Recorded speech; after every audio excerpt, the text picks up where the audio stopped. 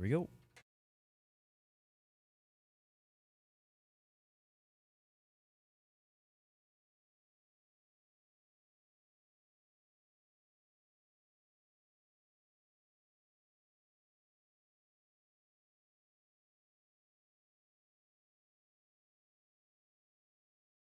Check, check, check.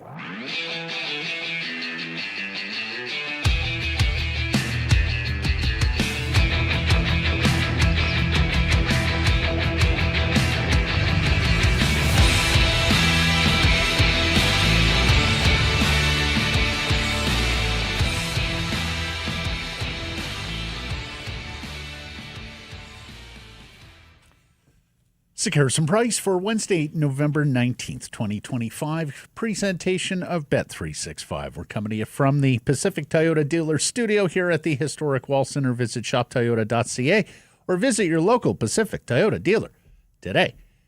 I'm Matt. He's Blake. Mike, all his Junos, hitting switches, conducting things with intern Braden Coombs. Is today Friday? It feels like No, Friday. I know. Feels like a Friday. He used me a Friday. And I may be taking people behind the curtain here, or I'm already behind the curtain. Mike, I checked my mic just as we were going live there. Did that are they going to hear check is the first thing on today's podcast? They were just warming them up. Yeah. Okay.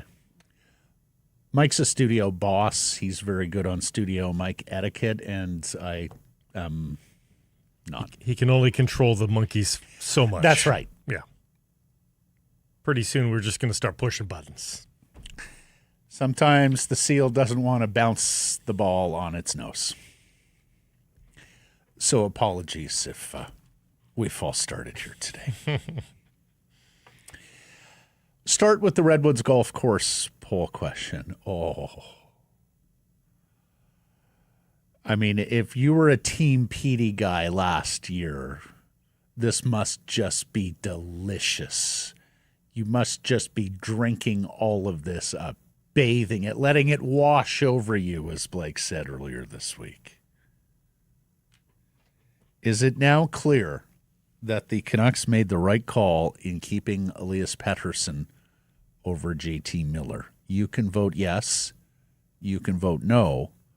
You can vote always was. Do so at the Harrison Price X and YouTube channels. If you're wondering, why are these guys asking that question today? Oh, maybe it has something to do with Elias Pettersson and 4 straight 2-point games. That's part of it. Well, okay. That's part of it. But it has a lot more to do with JT Miller. If you missed it last night, the New York Rangers fell 3-2 to the Golden Knights in Vegas. Now, JT talked about he's not about BS when he joined the New York Rangers, right? And when he was named their captain this summer. But there was a ghastly turnover from JT in the defensive zone, and then he just quit on the play, and it led to a Vegas goal in a one-goal game. And you're probably thinking, now quit on the play. Folks, you need to see the video.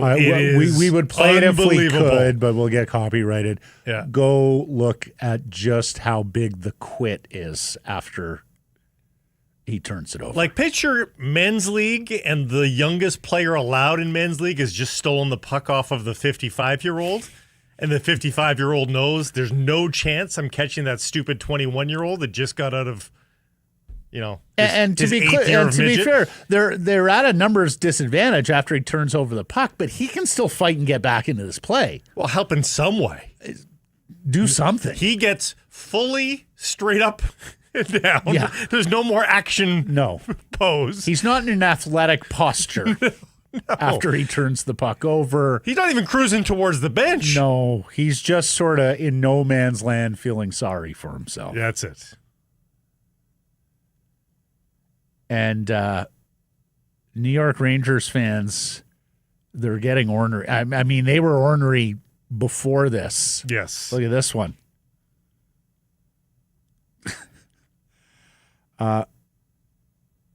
JT with 4 goals, 6 assists, 10 points in 21 games, so he's projecting it like a 40-point pace.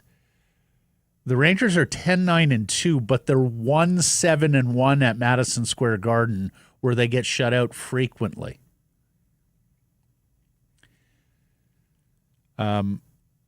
This from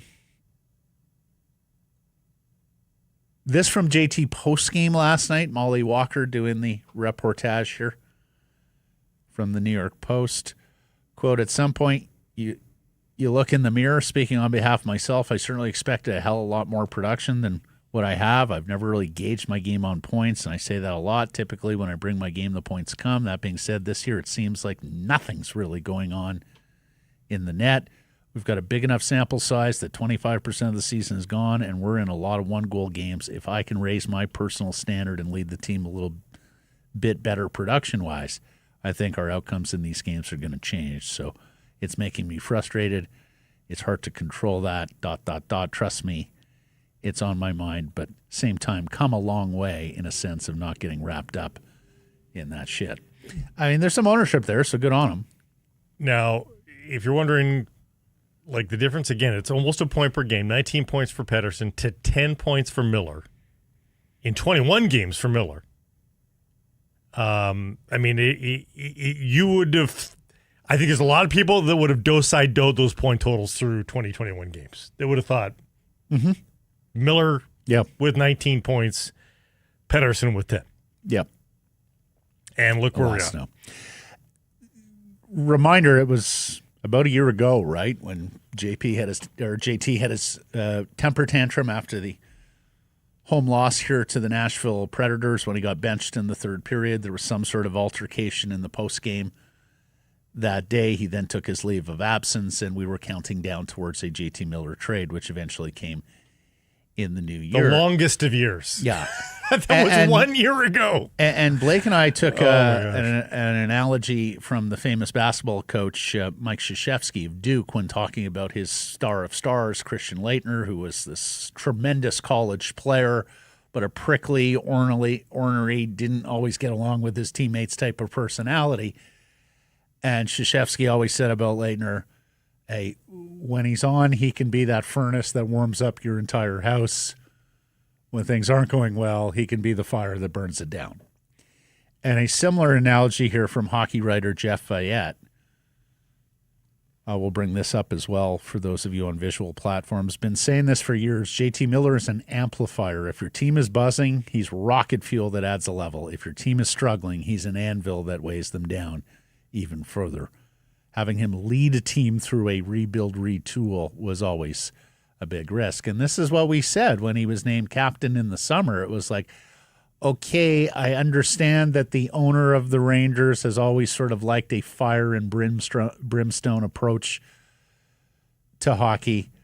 He chafed badly that 1 year where the Washington Capitals beat up his team. Remember, he fired everybody after that. That you want that sort of passionate guy, even if he doesn't necessarily conform to all societal norms, steps out of line from time to time. The Rangers were willing to deal with that.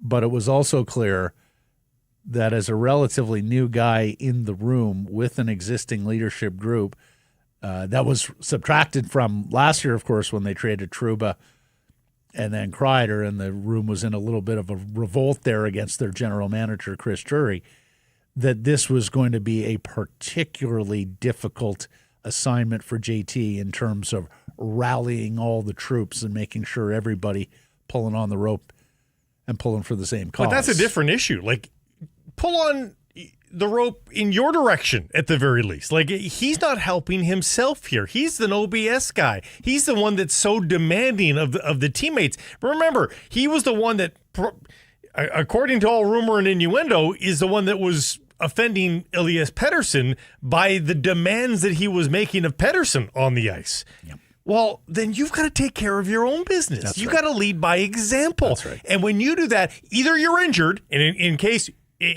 if that's the case, you got to get right then.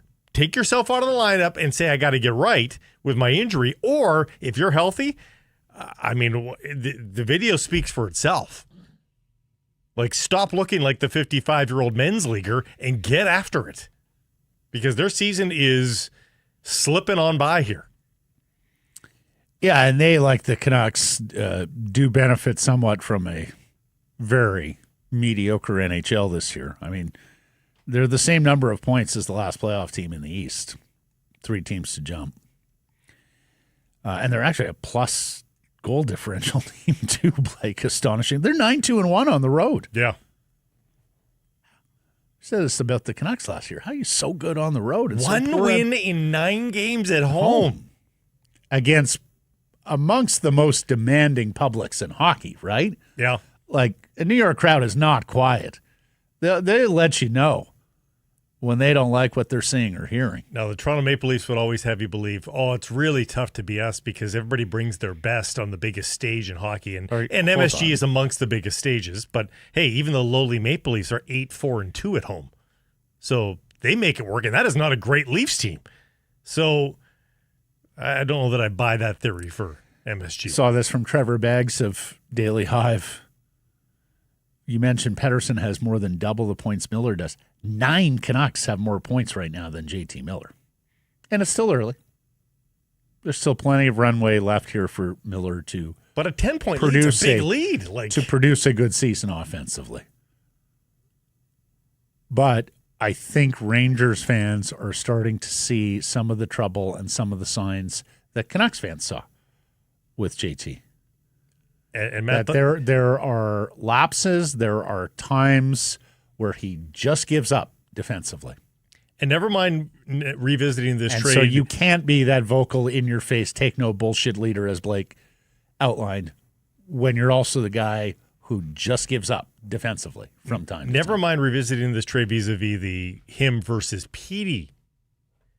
Just revisiting the trade now in terms of what the Canucks got back, that also starts to look rosier and rosier for the Vancouver Canucks.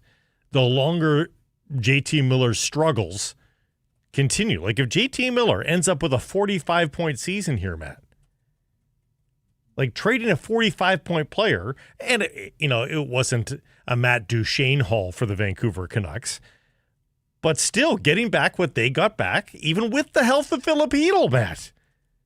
I think you can say, well, they didn't get fleeced, that's for sure. I think you can start to look at this trade a little bit more. Folks, Filipinos 4 points back of Miller. Filipino is. Yeah. Oh, no, 4. What does he have? 4 points? Yeah, it's 2 separate arguments, right? Did they make the right choice in Pettersson over Miller? Did they make the right choice, or did they win the trade? Yes. Heel's got 3 points, so he's 7 points points back. A complicated trade, too, because the Canucks took the first-round pick that they got from the Rangers in the package for Miller and flipped it to Pittsburgh along with other assets for Marcus Pettersson and Drew But even O'Connor. just the raw goods back from the Rangers. Mm-hmm. I think there's a real chance now for the Canucks to salvage the trade in terms of fairness at the very least. Well, yeah. No matter, even with the health of Hedl up in the air. And that's fair, but let's remember that pick is still outstanding, right? So it was currency that was used, though. Like, no matter what that pick becomes, that's sort of neither here nor there. Different scouting staffs would do different things with any given pick. But it's currency that the Vancouver Canucks were able to use. Mm-hmm. That has worth. That has value. I voted yes. Now, I voted... I didn't vote always was because, quite frankly, while I was confident that Pettersson over Miller was the best choice, I wasn't always confident in Elias Pettersson. No, I know. I mean, that's the end of last year and the early days of this year, I looked at it and wondered, oh, my God, is this guy ever going to get it back? And we talked about it last year. The biggest crime of them all would have been holding on to Pettersson and watching him languish as a 40-point player, 40, 45, 50-point player going forward, making $11.6 million. Because at that point, you have a contract anchor, much like Louis Eriksson. If we can believe what we're seeing from Elias here, and I think by all rights we should, given his age and talent, that he's a better player than Miller now. He will be a better player than JT for the foreseeable future. That, yes, they made the right call.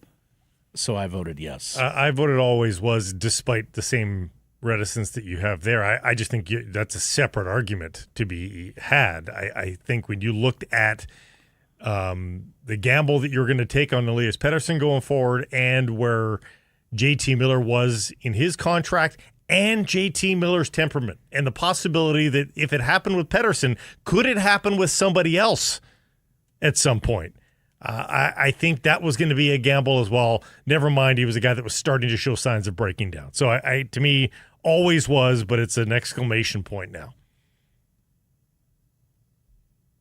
Yeah, there was a time last year when I was looking at it going, my God, like they ought to get rid of both these guys. So that's what prevented me from voting always was. Now, help me out. The pick was conveyed to Pittsburgh and then used, right? Because there was a condition on it that, yes. So it's complicated here because the Canucks conveyed the pick that they got from the Rangers to Pittsburgh. There was protection around the pick.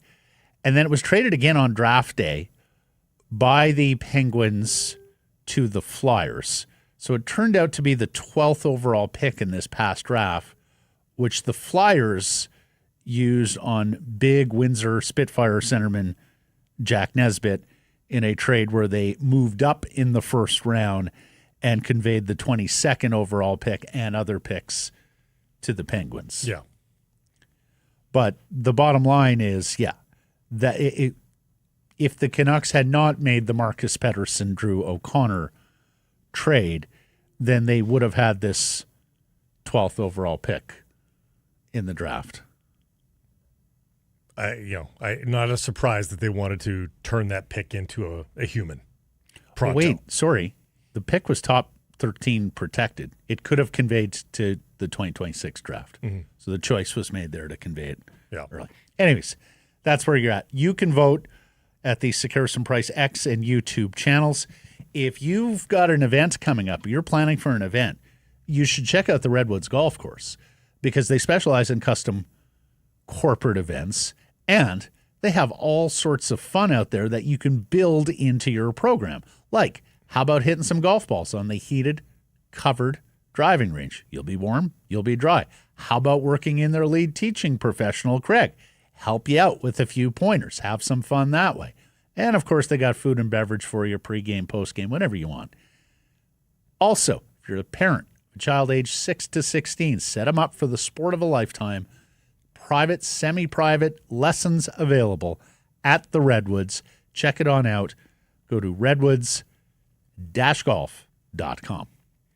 Let's get to our top story. It is brought to you by Yellow Dog Brewing, Neighborhood Brewing, and Foolish Winery. North Vancouver is the new Cole Harbour, and I mean the Nova Scotian one. Mm-hmm. COLE. Years after that Halifax suburb produced two hockey superstars in Sidney Crosby and Nathan McKinnon, a Vancouver suburb is going redux. North Van, Macklin Celebrini, Connor Bedard, having them some nights on Tuesday with matching hat tricks in victories for the Sharks and Hawks, respectively. They're the only two players in the National Hockey League who have multiple hat tricks this season, as astonishing as that is. It's crazy. The 19-year-old Celebrini's up to 13 goals, second in the NHL in points. Connor Bedard, a year earlier, of course, both first overall draft picks, like Crosby and McKinnon, also at 13 goals. He's up to fourth in the National Hockey League in points. And how rare is a night like this? Well, how about it hasn't happened in 81 years? This from OptaStats. This is only the second time in NHL history two players aged 20 or younger had hat tricks on the same night. The other came in 1944.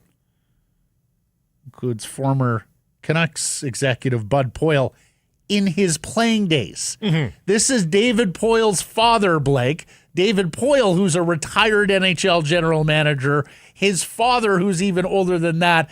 This is while the Second World War is still going on, everybody. We're getting to arm's length of the 40s being almost 100 years ago, by the way. Like, it's like no longer. Hey, we're just past Remembrance Day, and there's only so many surviving veterans left, right? Who saw combat in World War II. 30 points now in 20 games for Max Celebrini as well, and only 3 other players in their teen years have had 30 points in 20 games. Their names are Gretzky, Lemieux, and Crosby. Yeah, pretty good list. That's the list. We're talking about Rushmore players here. Pretty crazy. Really is. And now the question. We are 6 weeks away today from Doug Armstrong, the general manager, his team, and Hockey Canada having to submit a player roster for the 2026 Olympic men's ice hockey tournament in Milano Cortina. The question is, will these kids make it? Mm-hmm. And we have a terrific interview with Frank Corrado coming up where he talks about the way he rationalizes the consideration of Bedard and Celebrini. Look, Canada, as we know, won the Four Nations tournament last year, beat the United States. Smaller tournament in National Hockey League buildings, so it's it's not apples to apples. Non-historic tournament, too. Right. And yet they manufacture all sorts of urgency and emotion, well, didn't they? thanks to Trump and all the 51st state talk. So there was this incredible geopolitical backdrop to the tournament.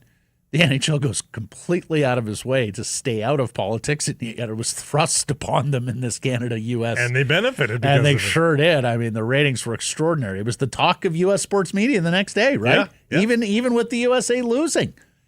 Everybody in U.S., all the big national shows were talking about what an incredible showcase that was for the sport of ice hockey.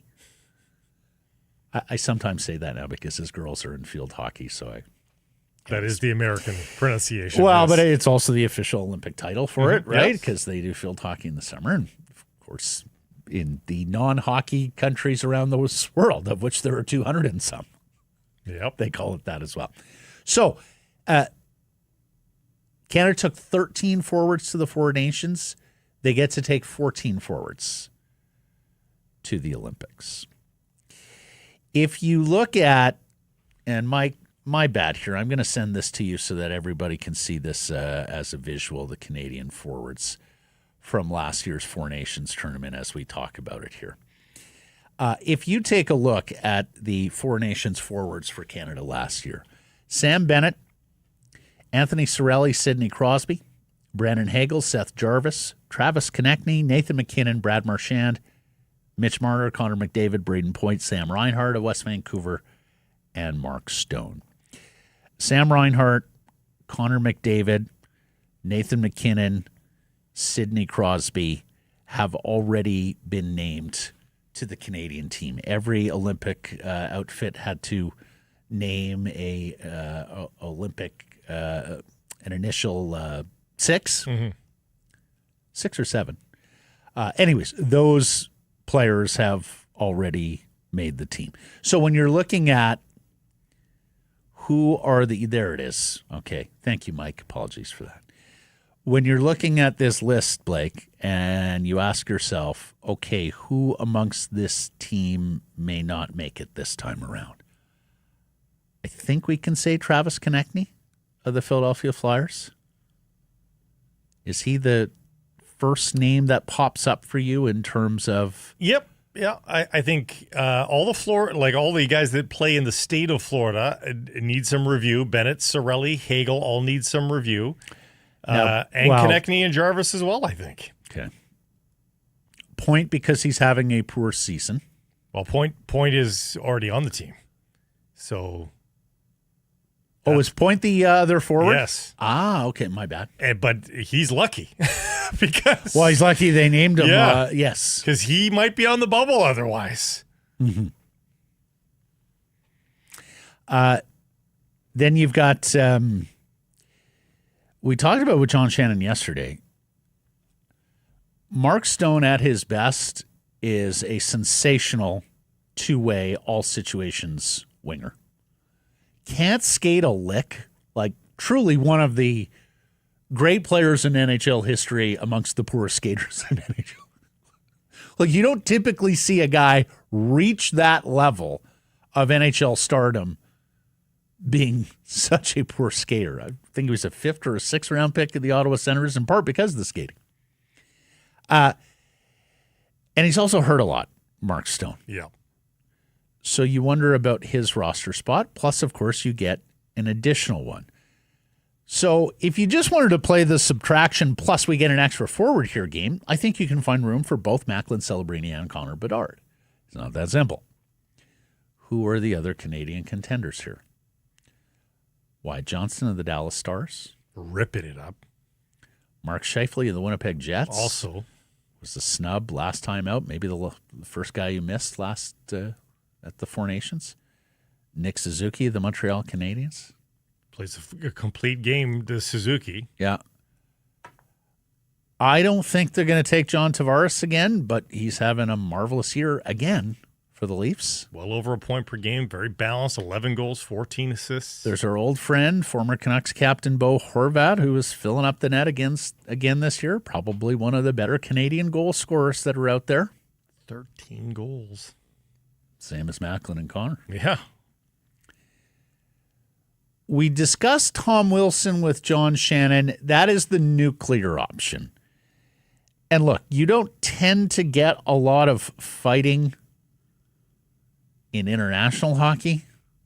Sure, you may get some scrums, but holy cow, was that Four Nations tournament physical, and holy cow, was it testy. You may remember the fights off the drop of the puck in that first game, where you had the Tkachuk brothers, Matthew and Brady, as well as JT Miller, throwing haymakers against the Canadian players, Brandon Hagel, Sam Bennett, Colton Parayko. Now, if you're taking Hagel, Bennett, and Parayko again, maybe you feel like you have the tough stuff covered off. If you take Tom Wilson, are any of the Tkachuks or JT Miller taking a single liberty? Because that's the biggest, meanest guy in hockey, right? I mean, amongst the good players.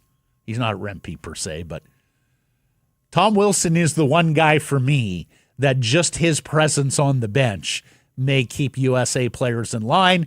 But of course, Blake, as we have talked about for the eternity of this program going on 14 years, it's not always a bad thing if the other team is so interested in picking fights and playing outside of the whistles and putting themselves such a narrow shorthanded path, and such a fine line. Being like, I'd almost want I would almost want the Tkachuks and Miller to try and start all that crap, because quite frankly, I think that's advantage Canada, both in terms of numerical on the ice if they take penalties, not to mention psychologically, if that's where it's a good I theory, understood Matt, where JT and the Tkachuks were coming from last year, because they effectively scripted those fights, right? Yeah. They were the ones who decided, we're fighting early, we're going to let them know the USA's not going to back down. Frankly, I felt that woke Canada up, even if they did wind up losing that preliminary round. You're game. putting an awful lot of faith in the officials to sort it out properly, and for Canada to end up on the plus side of the ledger in all of those circumstances. And again, this is an awful lot of thought and helium being added to possibly just one game. You know, if the Canadian and the Americans end up on the opposite sides of the bracket, or even just early on, and there's an upset and somebody beats the United States in elimination, it may be one game. If that, Canada versus the United States. So you're not guaranteed that you need to use that weapon. Right. And, while Tom Wilson's a decent hockey player, he's not this level. He's not this level skill-wise. No, you'd be making an accommodation for his specific skill set. So if you wanted to get size there, but didn't want to necessarily concede on skill, how about Quinton Byfield? No, too young, not good enough. Just not good enough. I mean, Johnson's the big boy. I'm not worried about the size of the Canadian team. And the other thing we should mention, Wilson can put you at a disadvantage too. That's what I'm saying. That's what I'm saying. Yeah. There's way too much faith in the officials. He does a lot of dumb shit out there. And even in a moment that we at home on our TVs see that the Americans started it, who knows what the stripes see? They might see that Wilson, in retaliation, started it. Mm-hmm. And boom, you're down a man. They are not. There's just no guarantees there. And then, of course, there is the other long-standing Canadian debate around Canadian rep teams. Do you just take the best players, or do you take players because you envision specific roles? And sometimes, like last year at the Four Nations, it works out beautifully. You have a head coach there, John Cooper, the lawyer from Prince George, Tampa Bay Lightning, who effectively uses his guys, Braden Point, Anthony Cirelli, Brandon Hagel, as matchup, defensive, penalty kill. Sam Bennett goes on that list too. Specific roles in the bottom six of your forward group. Worked out beautifully. There are other times that Canada Bennett's a great has example. done this. Bennett could be that pest. Like if you're looking for a pest to get out of the Tkachuk skin, Bennett can do that. There are other examples from Canada. Torino, where they took guys for specific roles who probably weren't up to snuff in terms of talent level, and they paid for it. They didn't win gold medals. And they chose guys based on resumes and, we owe this guy shit. Sort of like, so we just brought up Tavares. Like, Tavares is a guy that would make the Torino roster, right? No, we know what he is, though. He's safe. Maybe you just need a little higher skill, a little higher energy, a little bit more speed, despite the fact that Tavares has had a great start to the year. And that's what Torino was this guy's still playing really good, even though he's really old. Let's bring him. It was Nagano as well in '98. Yeah. A lot of guys in the end of their careers. We would have a good number of audience members because you're too young to remember the name Rob Zamner. Rob Zamner was a very good, industrious NHL forward, checker. Like, he wasn't Bob Gainey or anything like that, like one of the great defensive forwards of all time, but he was a really, really good checking forward who had a little bit of skill. He was a classic third-line NHL player. They brought him. They brought him to the Olympic Games. He was a hangover from the last couple of Canada Cups with Shane Corson being on the team, and they were like, that worked out well. Remember we brought a role player and that worked out well? No. Now, I have, for the most part, been in the camp, bring your best players, blitz them with offense. See how many teams can keep the puck out of their net when it's fleets, waves of Canadian forwards who are all sublimely skilled coming at them with the puck. It's a different league now, too. Like, you can't do what you used to be able to do. So, blitz them with skill, absolutely. Yeah. Like the clutching, the grabbing, the elbowing, all that is gone. Now, the one thing you leave yourself susceptible to there, do you run into a Dominik Hasek, a goaltender who is otherworldly, who keeps enough pucks out of his net, and because you are playing such an offensive game, you are trading some chances, you are susceptible to the counterattack, and Blake brings us to Canadian goaltending. Oh, boy, we're doing that today? Well, really? No, we're not going to get deep into it. The only thing we're going to say is, even if you're the biggest Logan Thompson truther, even if you believe much of the Jordan Binnington's troubles are the St. Louis Blues troubles this year, I still not sure that this is the Canadian goaltending triumvirate that you want to expose to chance after chance after chance. Like in years past, I was A-okay with that because we got friggin' Marty Brodeur. We got Roberto Luongo. We got a goaltender who I'm pretty confident in. I'm not sure we can be as confident this time around. And so are you building the team from the goaltender out, and are you bringing some guys who are going to help a goaltender who, let's face it, is a much iffier proposition than typical Canadian goaltenders in a best-on-best tournament? I don't even know what to say about the goaltending. You say Logan Thompson and come on Binnington. Binnington is not coming. You forget how good Binnington was at the Four Nations against these top-level shooters. What I don't forget, he wasn't having a great year last year. It's not like he was otherworldly last year either. What I don't forget is the feeling every time one of the opposition players loaded up a shot on Binnington, and my fear. Okay. And I was with you early in the tournament, and by the end of the gold medal championship game, I was completely confident in Jordan Binnington. And I said it last year, and I do think it matters somewhat. Canada cannot afford to take a goaltender who's got any sort of insecurity or self-doubt. We cannot afford to take a goaltender who is going to be looking at around the dressing room at guys like McKinnon and Crosby and other superstars of the game going, holy cow, I can't believe I'm here. This is pretty heady stuff. No.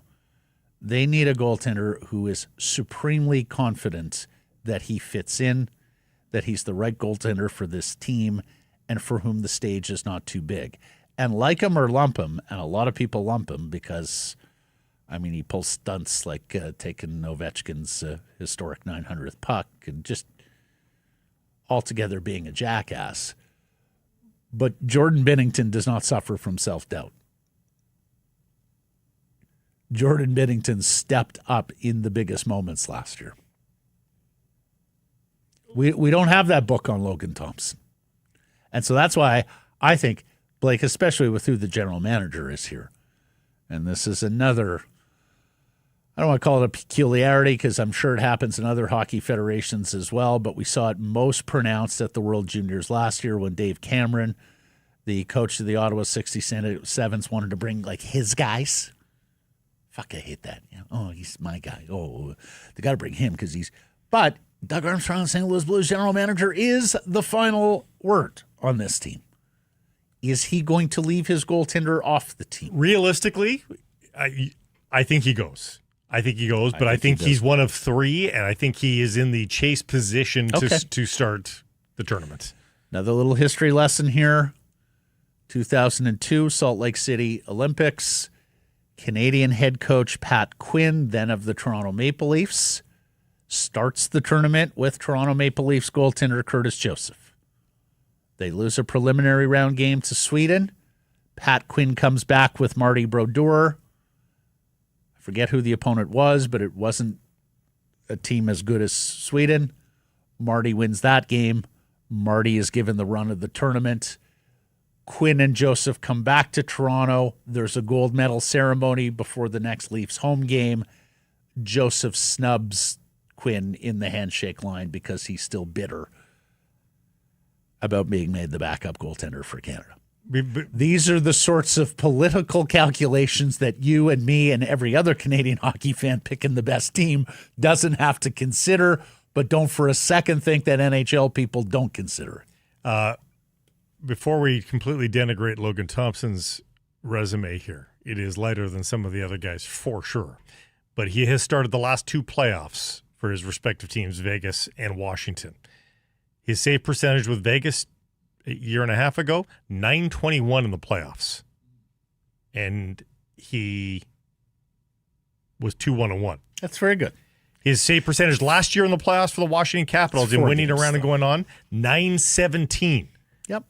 Like, that's a guy with a .920 save percentage in his career in the NHL playoffs. I like that. How many cups has he won? Well, that's a team accomplishment. How many conference finals has he played in? Team accomplishment. And I hear you, Blake, but those are good signs in a small playoff sample. He's played 3 playoff series. Is this what you're telling me? Yes. 3. With stellar numbers. Binnington played 4-1 spring in winning and lifting the trophy. So he's not there yet. You love the signs out of him. Here's the other thing Hockey Canada honestly, considers, though. I just hope the Hockey Canada guys have an objective goaltender view from a goaltending expert there that can say, no, if we're going to play this way, here's the goaltender that maybe I'm listening to too much Kevin Woodley and In Goal Magazine.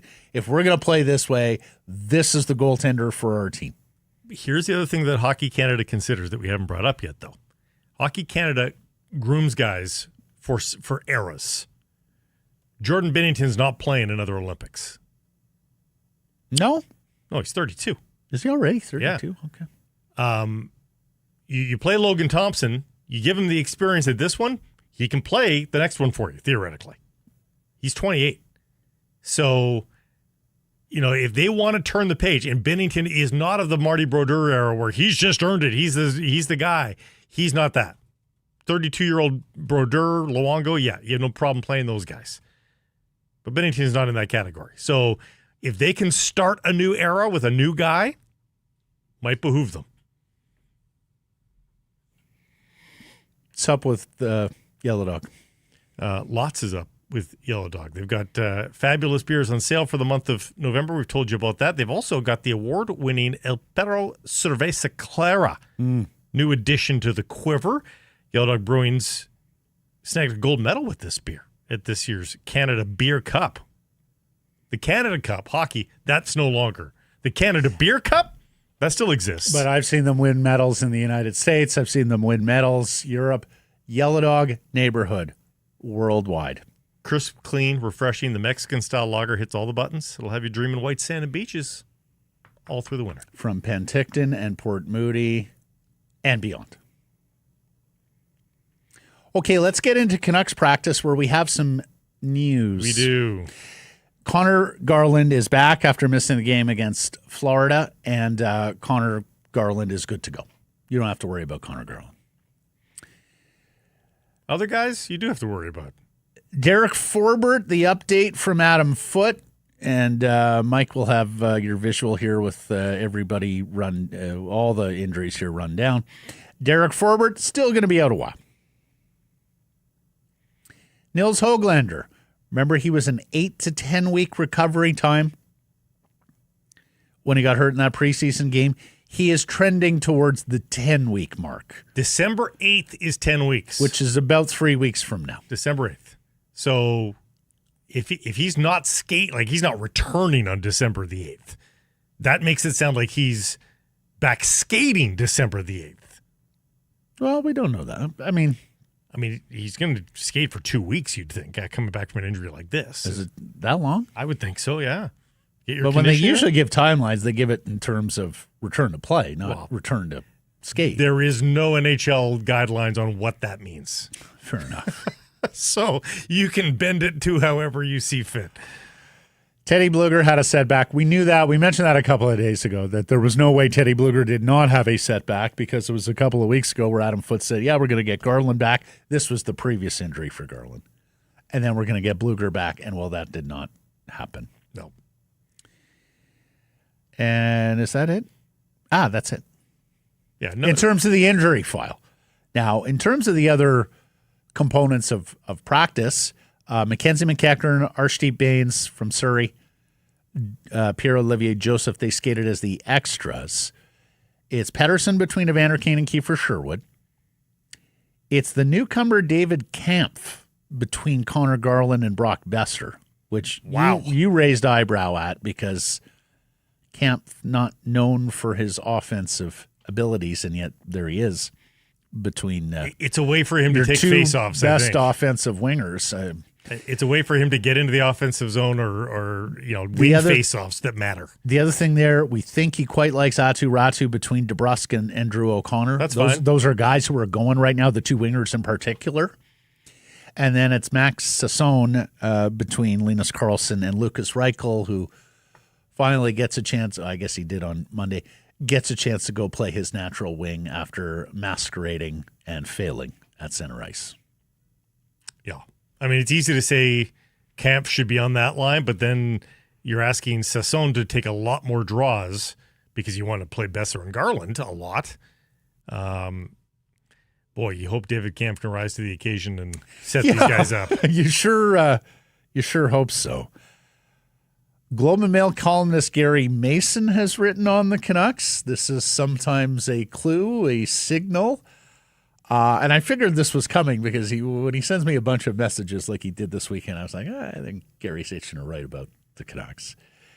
Now, he speculates, and much like we did yesterday with Cam Robinson, about if this season is going to pot and you're staring down the barrel of a Quinn Hughes trade in the summer, then you really ought to get to Quinn Hughes before the trade deadline and say, hey, Quinn, if there's like zero chance you're going to sign an extension here, we'd kind of like to know now, because we'll be better off if we can move you at this deadline, and you'll be better off because you'll be going to a team that theoretically has 2 postseasons, cup contentions with you on the roster. Mm-hmm.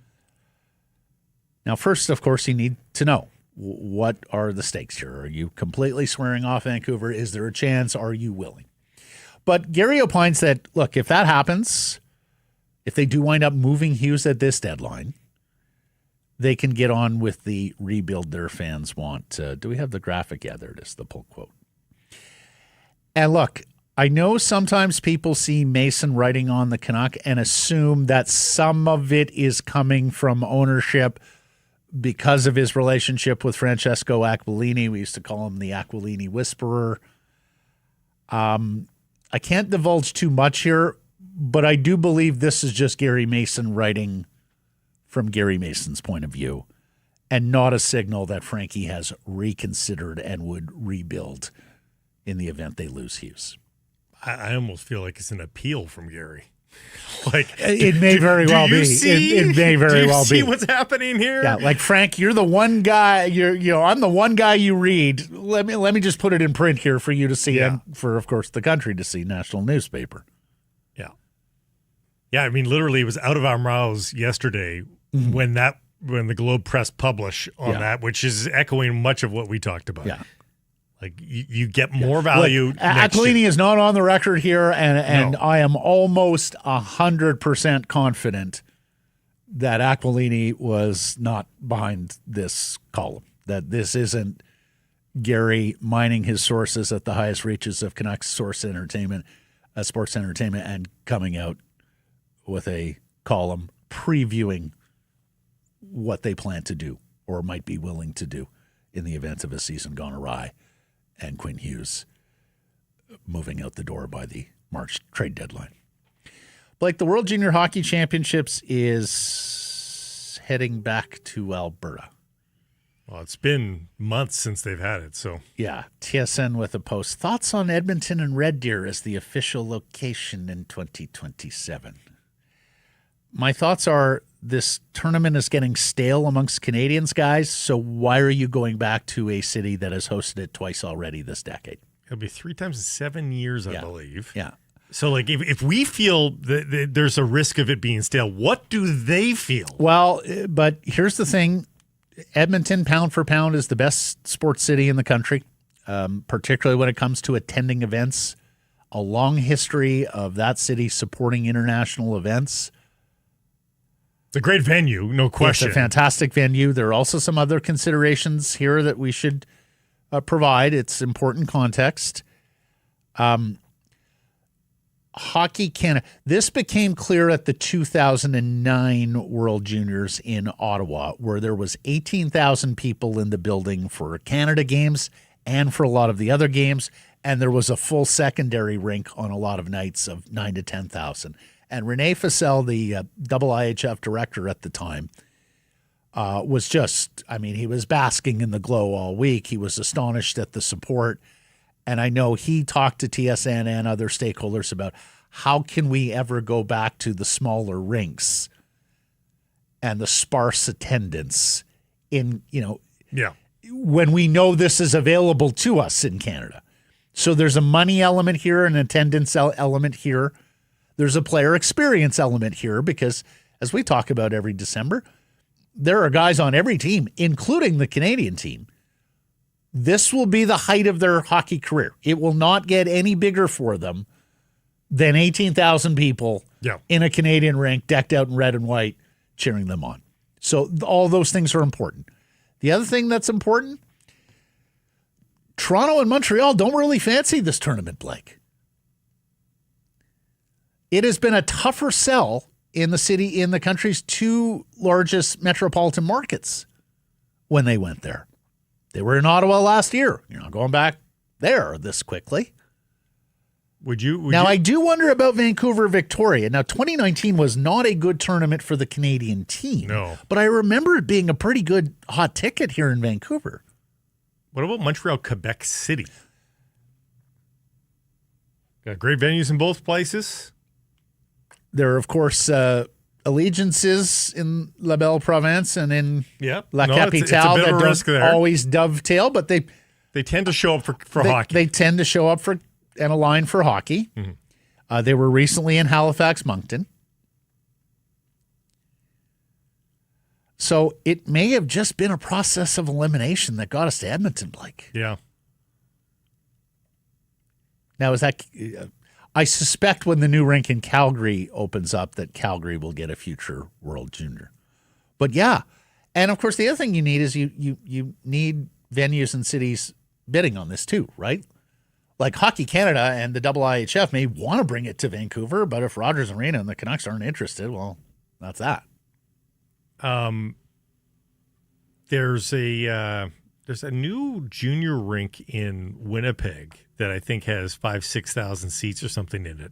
Yeah, Winnipeg would be the one we haven't checked. Now, it's a smaller building NHL-wise, but it's still a very big building. Almost 16,000, as I said. I think there's a new junior. That's the other thing. You either need a second city or you need a second venue, right? Which is why Red Deer gets in here. Yeah, Red Deer will host the non-Canada bracket. Yeah.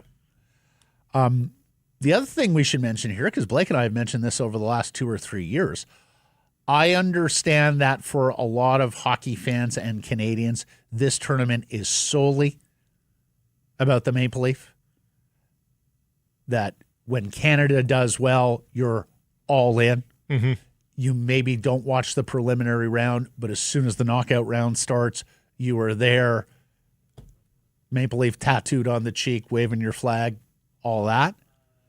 But if you're a hockey fan, the last 3 years, for me, Blake, at the very least, has brought a revival in this tournament. My interest was starting to wane a little bit. And while Canada hasn't done very well at the last couple, we've seen the rise in the United States, winning a couple of gold medals in a row. We've seen Czech hockey make a resurgence here. Czechs used to be great, but now they're back there fighting for medals. We saw the Finns and the Swedes. It's been exceptional. I've really enjoyed the tournament and the medal round games over the last few years, even with Canada's absence. So we'll see where it goes from here.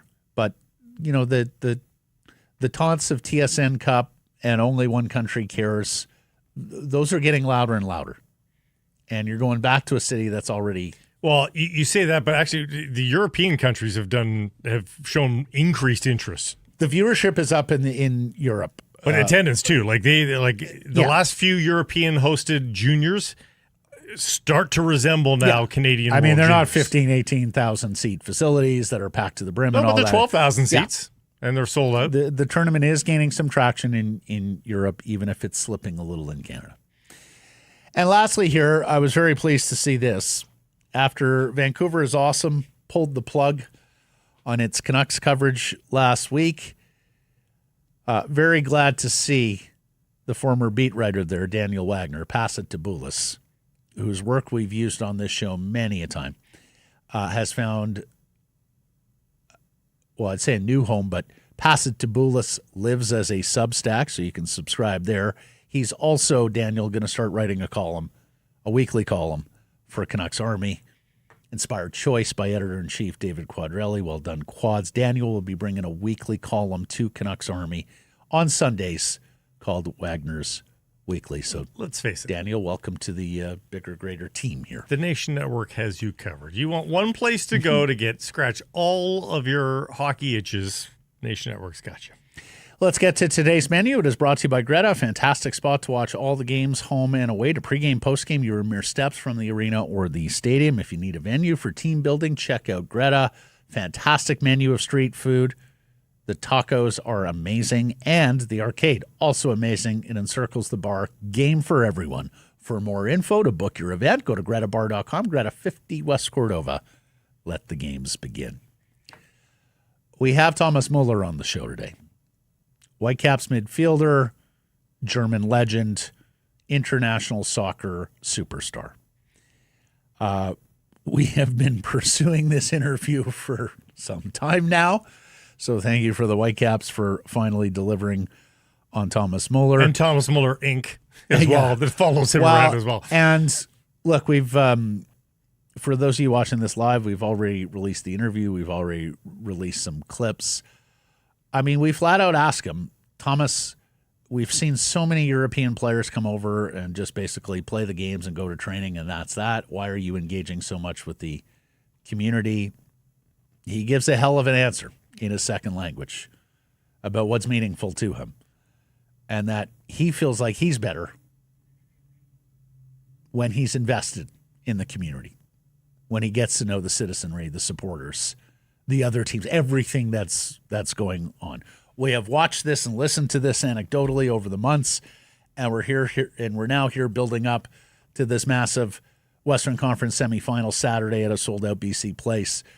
And Thomas Müller he's averaging a goal a game since coming over from. Unfortunately, so is Bayern the guy on the Munich. other side too, his son. But So, full disclosure, we recorded that conversation with Müller yesterday afternoon.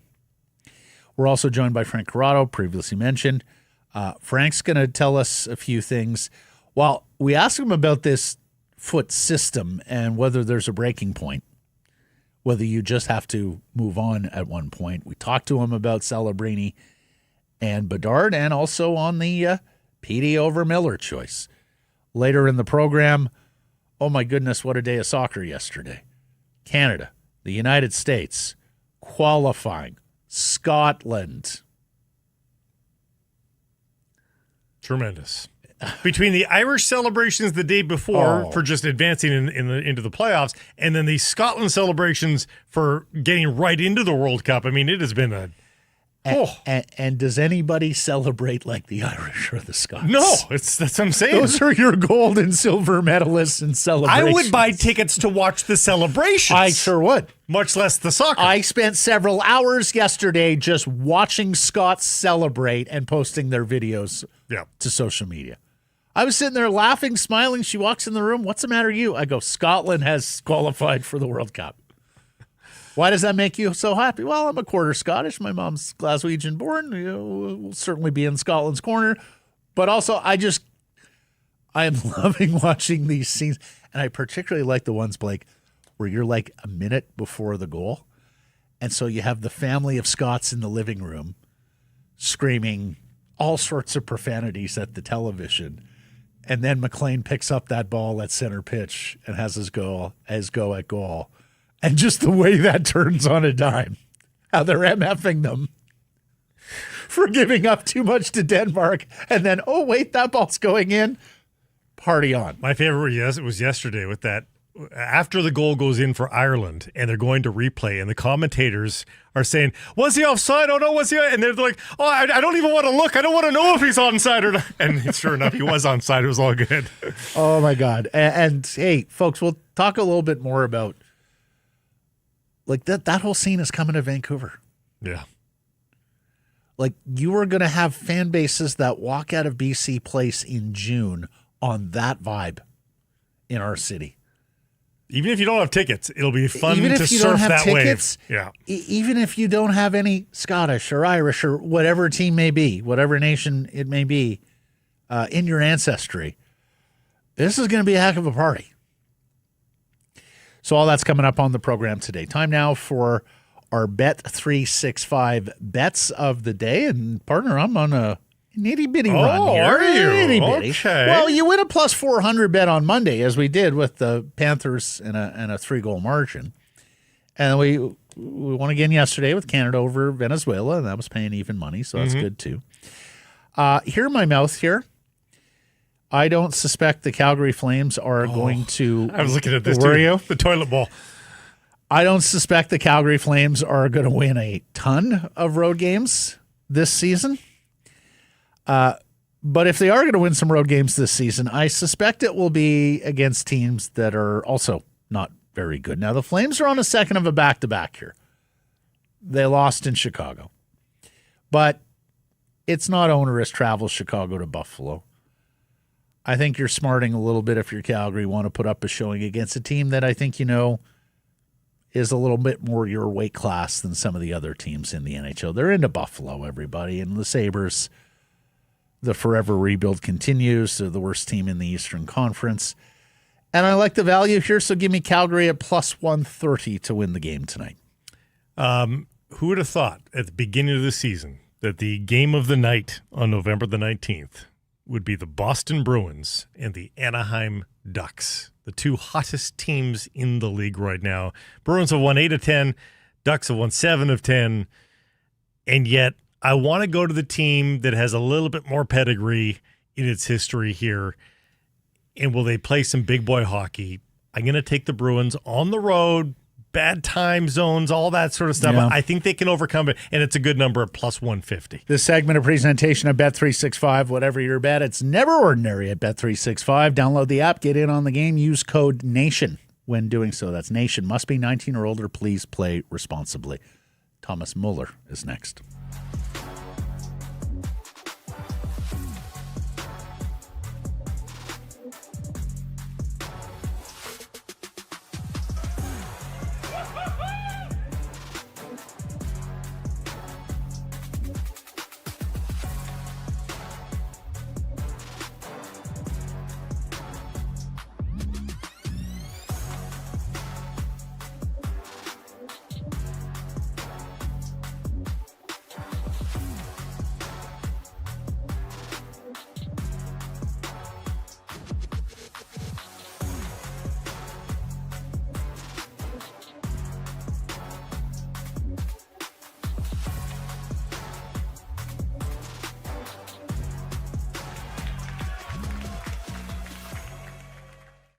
Kirsten Price from the historic Wall Center, and we welcome in a gentleman who has won everything there is to win in global football except an MLS semifinal, conference semifinal. He'll go for it Saturday, 6:30 BC play, sold out against LAFC. It's our pleasure to welcome in Caps midfielder Thomas Müller. How you doing? Good to see you guys. I'm good. Good to see you. Looking forward to the game. Yeah, you were telling us it's almost like a kid before Christmas at this stage. Yes, right. I'm counting the nights. I'm counting the nights to the game. So, no, I think it's a great matchup. After I heard that the BC place is sold out after 5 days. That's a great feeling, and I'm really happy to be part of this group, but it's a tough one, to be honest. Yeah, it's been so long. We should have had an advent calendar for this. Everybody gets open up the little doors. Yeah, every morning before 3 the weeks match. without a game is not easy. Is not easy to deal with because we are soccer players to play the game and not to wait. So, in your career outside of an off season, have you ever gone 3 weeks between games? I don't think so. No. 3 days. Normally it's 3 days. Right. Yeah. Did you think this early on in your tenure you'd be playing in front of over 50,000 fans when you signed this deal? Did you think that was possible? Yes, I think so. Not because I'm not a realistic guy, but I was aiming for it to get the crowds going, and I talked about the crowds and everything also with some other guys, and I heard about the Miami game. I don't know when it was, but I think it was also sold out. For sure, it was because of Messi, and that's a reason. I can understand everyone wants to see the greatest player of our game, and but this time it is different. I think this time it's sold out because of us. For sure, Sonny is coming in, and we have also many Asian people in and around the city. But I think the main reason is our performance this year, or the performance of the boys, because I'm joined in August, but the whole group they had a great season also until I came in. So Does not on- having it's- Son it's on the not other on the side raise your game any more than it already is raised? I mean, you've had an amazing year, but having Son there, does that get your fire going? Yes and no. I'm not too focused to my opponents, to be honest. I'm more focused on my teams I'm playing in, and to be champion. When you think about being champion, you don't really care. Or I don't really care who I have to beat. I just want to beat them, regardless their names, their qualities. When you go into the details to prepare a match, for sure you have to look what's their strength, what their weaknesses, and it's very obvious that Bouanga and Son are a main part of their threat. That's totally clear. But I was never focused on beating some names, and it is more important to play against big name players. And you guys have played against counter teams before. Dallas tries to score on the counter, but you guys were just that much better that you didn't need to really concern yourselves with that too much. Given the quality that they've got in Son and Bouanga, Jesper sort of hinted that you might have to consider it a little bit, that this is a different... No, it's always, I experience this a lot of times, also with coaches. When you have too much time to prepare an important game, such an important game like this, sometimes you're making your opponent almost too big because you have so much time to watch their strengths, and you always want to get them almost to zero. But very good players you cannot control for 90 minutes, regardless of your tactics. Our sports, call it football or soccer, it doesn't matter. It is way more than tactics. It's more about intensity. It's about fighting back after a lost duel in midfield, for example. Or it always continues. It's about reactions. It's about we want to set up properly for sure, and we want to be prepared. But we don't want to lose our identity. We don't want to lose our playing style, and that what we are used to play. So I already heard about it that we have to adapt to them, but I don't think so, because I think they didn't play one team since Sonny came in with our intensity. So maybe they have to adapt. Maybe they have to go to a training base camp from now on. When they hear about our interview now, maybe they should work on their they should work a little bit for their cardio. Yeah, Thomas, obviously the 3-week break has helped with Brian White, Tristan Blackman, and some of the players who have been injured or on their way back. Are you at all worried about rust, sir, that it's been such a layoff that things won't be quite as sharp on Saturday? Yeah, we will see. It's always the same. We have also discussed. I had this discussion in Europe all the time. When there is a break now good to recover, or do you lose the rhythm? Normally, you know it after the next game, and most of the times we don't look at the performance or to the performance. We just judge the result, and that's what it is. And so I think we will know Saturday night if the break was good for us or not. But it is always the same. As you mentioned, some big players for us had time to come back. But as a player, you want to play. So, but now the break is almost over.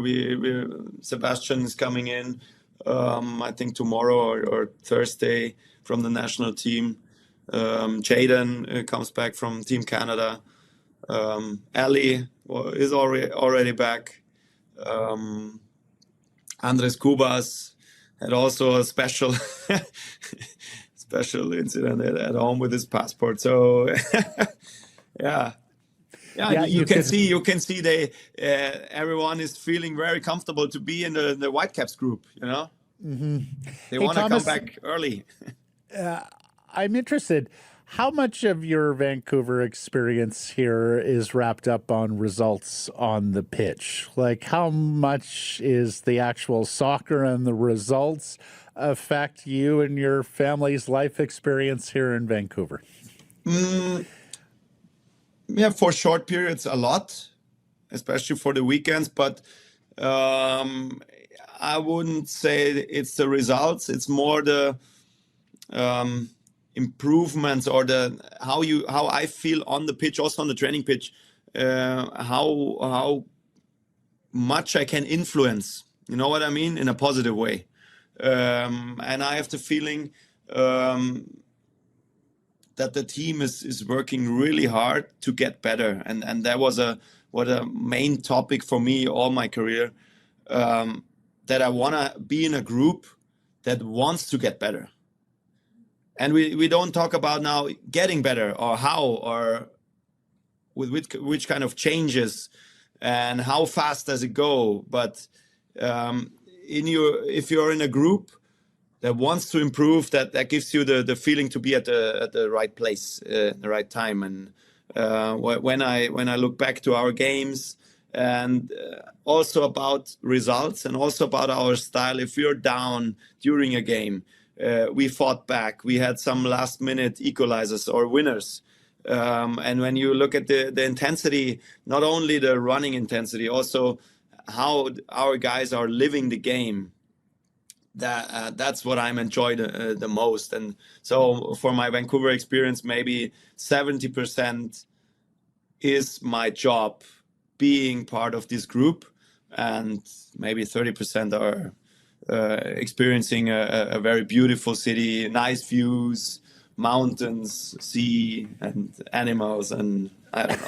Well, I'm glad you got to see it in August, because November, not our best month. Yeah, But that's true. I did want to ask you, we've seen a number of European stars come over to MLS, and okay, they're there for training and they're there for the games, but they don't really invest in their new city like you have. Like, we see you flipping the coin at the Rise game. We see you on the ice with the Canucks. You're doing all the media, engaging with fans. Why have you decided to invest so much and make this much bigger than just the training and the games with the Whitecaps? Maybe I think it's because I like it. I'm used to have also interaction with the city and with the people. I did that, also in Munich for a long period. I think it's more fun for me to get also a little bit of connection going.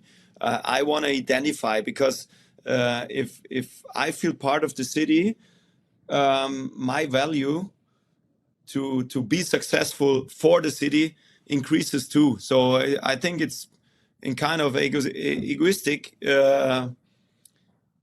when you break it down to the really philosophic details.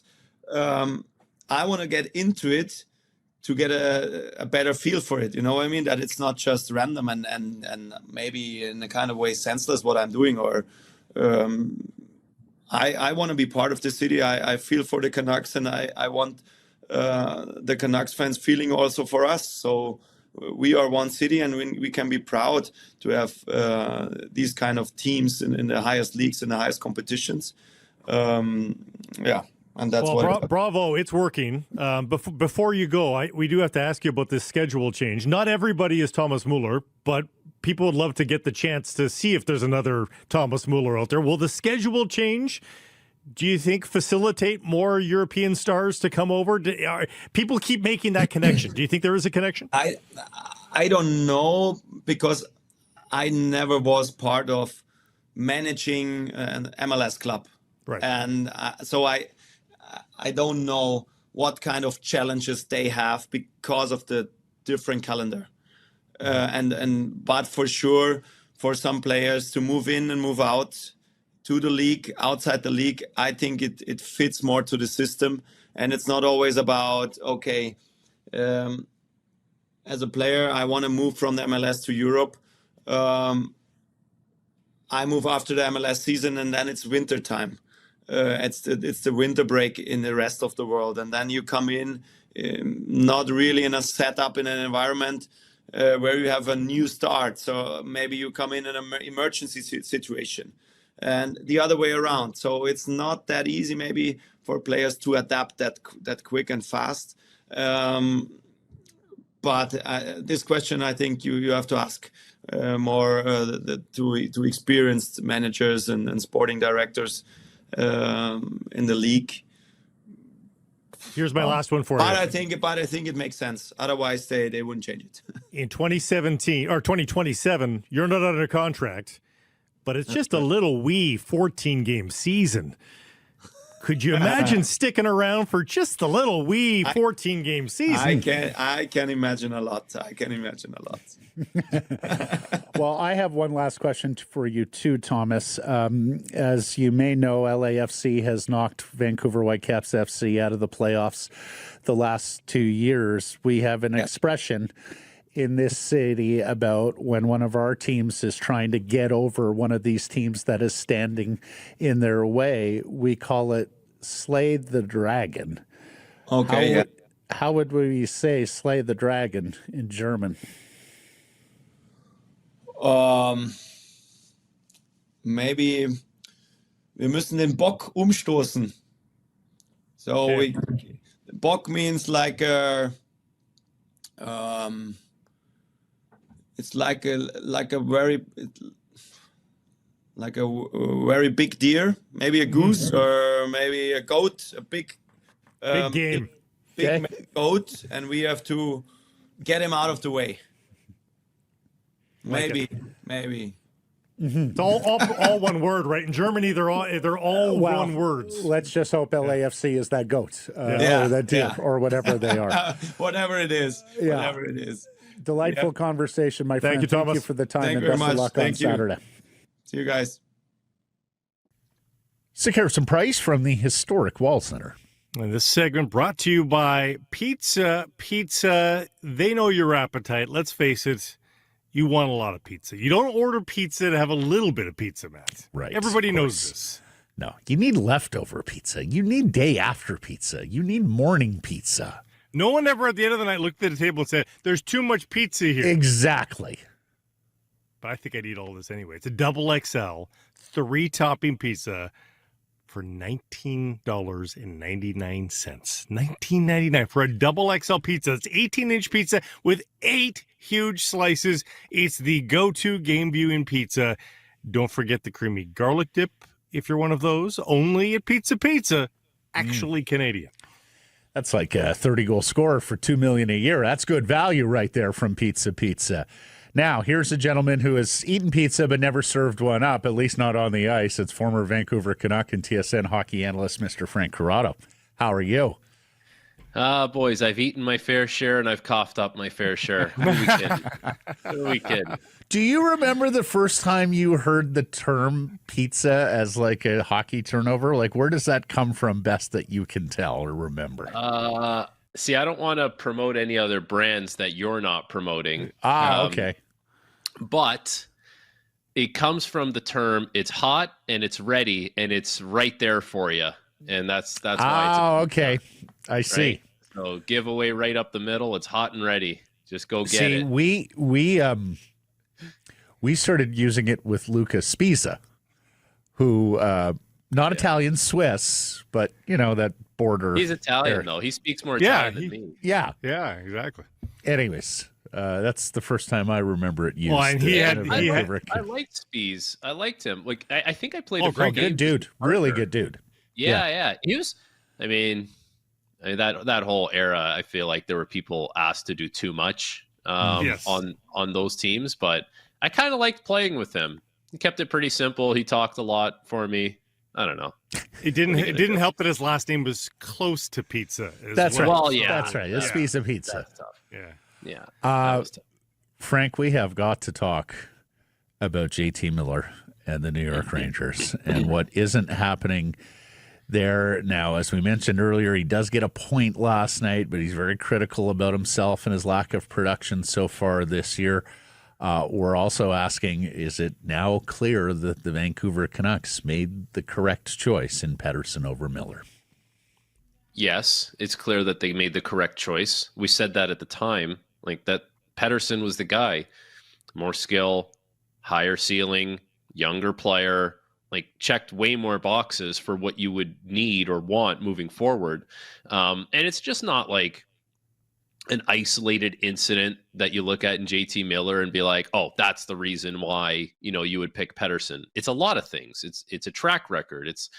I don't know, but Elias Pettersson was the right guy to pick at the time. And as far as what's going on in New York, it's bizarre. They can't win games at home. They win games on the road. Now they go into a building last night that's hard to win in Vegas. And if you haven't seen it, like I'm sure everyone will see it today, the clip of him kind of going straight-legged and Dorofeev skates right by him. And then next thing you know, the puck's in the back of the net. Like, people in Vancouver have seen that song and dance before. And in a year with the Rangers where they've kind of coined this term, no BS, right? Like, no BS this year. We're all business. Well, that's BS, man. Like that is BS right there.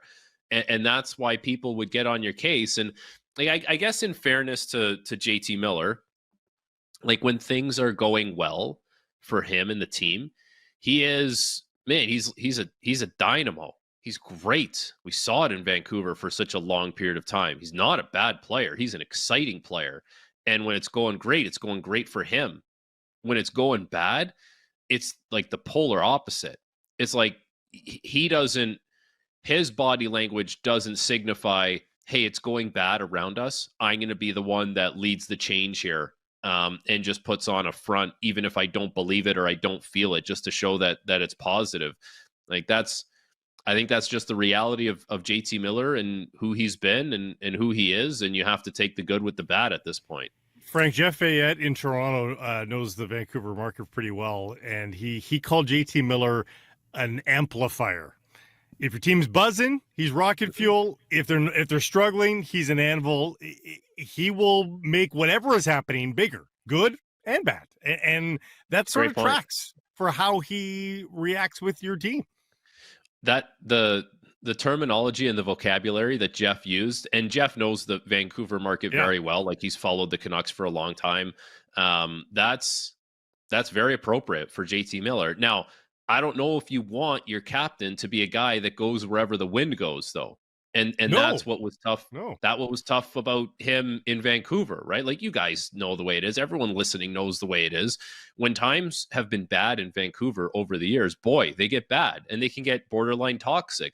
But when they're good, there's not many places better to play than Vancouver. The fan support that you get at that arena, when it's playoff time and your team is buzzing, there's not many places like it.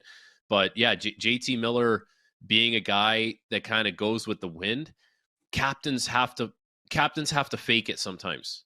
It's not being phony. You have to fake it for the optics of the group, with the fans, with the media, with your teammates. Just the reality. It's not fair, but there's only one captain per team, and you have to be willing to do those types of things. Now, I do have a mea culpa in this equation, however, Frank. Yes, it was the right decision. I think the three of us all agreed you were forced to trade JT Miller in this equation because of the contracts, et cetera, and age. But I did not see Elias Pettersson with all these multi-point games in the last 2 weeks. I did not see, I had grown weary of Elias Pettersson. These last four games have been a bit of a revelation here. Like, the swings in momentum of Miller and Pettersson in the last week alone is pretty crazy. It's good for Pettersson in a number of different ways. Like, he's on pace now for 75 points. Given the way last season went, that's a remarkable turnaround for him. It was not reasonable to expect him to just turn into 100 points overnight, but to take a pretty significant step and be a 75-point guy and maybe push up to 80, that's perfect. That's great. Like, what more do you want after the way things went last season? And not to mention, the team is decimated with injuries and he's having to do a lot. No forward has blocked more shots in the NHL this season than Elias Pettersson. I mean, if that doesn't tell you that the guy's intent is in the right place to move this thing forward and be a part of the solution and get himself back to where you feel like he's worth his value, I mean, nothing's going to tell you that. Nothing's going to convince you of that if you don't see that stat right there and say, man, like, this guy, he wants to do it. There's good intentions there. And now the points are coming along with it. So it's been great. It's been great for him. And it's not Like, it's not something that you can just flip a switch. Two things: if you've been injured and you've struggled with confidence, and both of those have happened for him at the same time.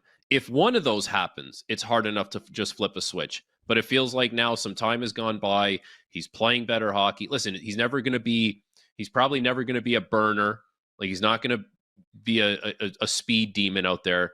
But can he dance you every once in a while? He sure can. Is he willing to block a shot with the game on the line? He absolutely is. And he's shooting the puck with more intent as well. So it's been a really nice little time here for Elias Pettersson. Yeah, and yet he's not putting a ton of shots on goal, Frank. He talked a few weeks ago about how his goal is to put 3 shots on goal per game. He's not getting anywhere near that, and yet the points are going in. Of course, the points are going in for a lot of Vancouver Canucks right now, and I think some of this is also that his teammates are playing better, and thus he's getting on the score sheet, whereas otherwise he wouldn't. Well, the other thing is the team just doesn't shoot the puck a lot because they don't have it a lot. Like they've kind of rode this shooting percentage for quite some time now, and the shooting percentage was really bloated on the road trip as well, which is great. Like, that's going to help everyone pad their numbers, but he can't shoot it because they don't have it that much, and they don't shoot it as a team, and they've kind of made good on a lot of the quality chances that they had, and I'm like, if you get 5 on Sergei Bobrovsky, you have to win that game. No, like, you don't get that opportunity very often. Like, I'm not overly concerned about that, Matt. I'm more concerned on the defensive side of the puck for them, because realistically, the shooting percentage will come down. That'll regulate. But what happens if you're still giving up as many grade A's as they do, and you're loose in front of your own net, and you're letting guys get second whacks, or you're letting guys getting surprise chances in front of your goaltender? Like, that doesn't help you while your shooting percentage is kind of coming crashing down. So that's, if I'm looking at what Vancouver's priority needs to be every day in practice, it's like, figure out the stuff in front of your own net, and the amount of shots that we're getting and the volume and the quality, that's kind of secondary right now, because you're scoring, but it's going to come crashing down, but you have to find a way to defend way better. Yeah, 9-10-2 through 21. They're 3 points out of a playoff spot with 5 teams to jump, Frank. We have talked about this in the past, but the system that Adam Foote is trying to play here, a more man system, which requires skating and reads and all the goals and chances that they're giving up for a team that we looked at on paper and said, that's a pretty good defense core. Those are pretty good goaltenders. That's even a pretty decent collection of defensive forwards. We thought that would be their hallmark. It's anything but. We've been talking this week. At what point, if you're Adam Foote, do you say, okay, I would like to play this way, but that's not my personnel. We've got to go and do something that stems the bleeding. The hard part with that now is in November, if you walk into the room and you look at your team and you say, we're changing the way we do everything, you're going to get worse. And I don't know if it's ever going to get better. Like, that's why you use training camp to kind of roll out all these things. And it's why you have conversations with guys in the off season so they could wrap their head around what exactly it is they're doing, and use the preseason to iron out all the kinks and get these things kind of implemented within your group and ingrained in your group. And if you want to show up in the middle of November and change it, you're going to cause a lot of confusion to guys. So you're almost better off, Matt.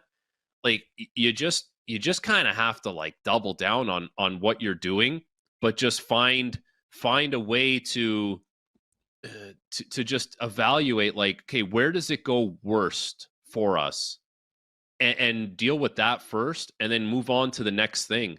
Like, for me, that it's too easy when you watch the Canucks play. It's too easy, like, right in front of their crease, and the way they handle things behind the net.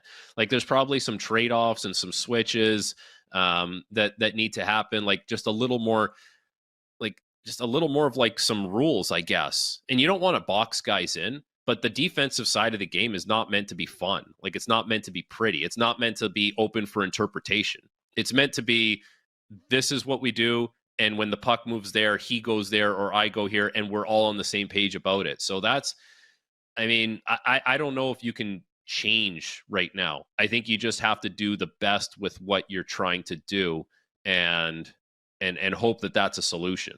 How much video do they do on the road, do you think? They've been on the road a lot, and there's not been a lot of days off. And presumably this is the kind of thing that you'd want to work on video with the players and say, hey, well, why are you going here? Why'd you make that decision when you know you should? Like, isn't that the case here?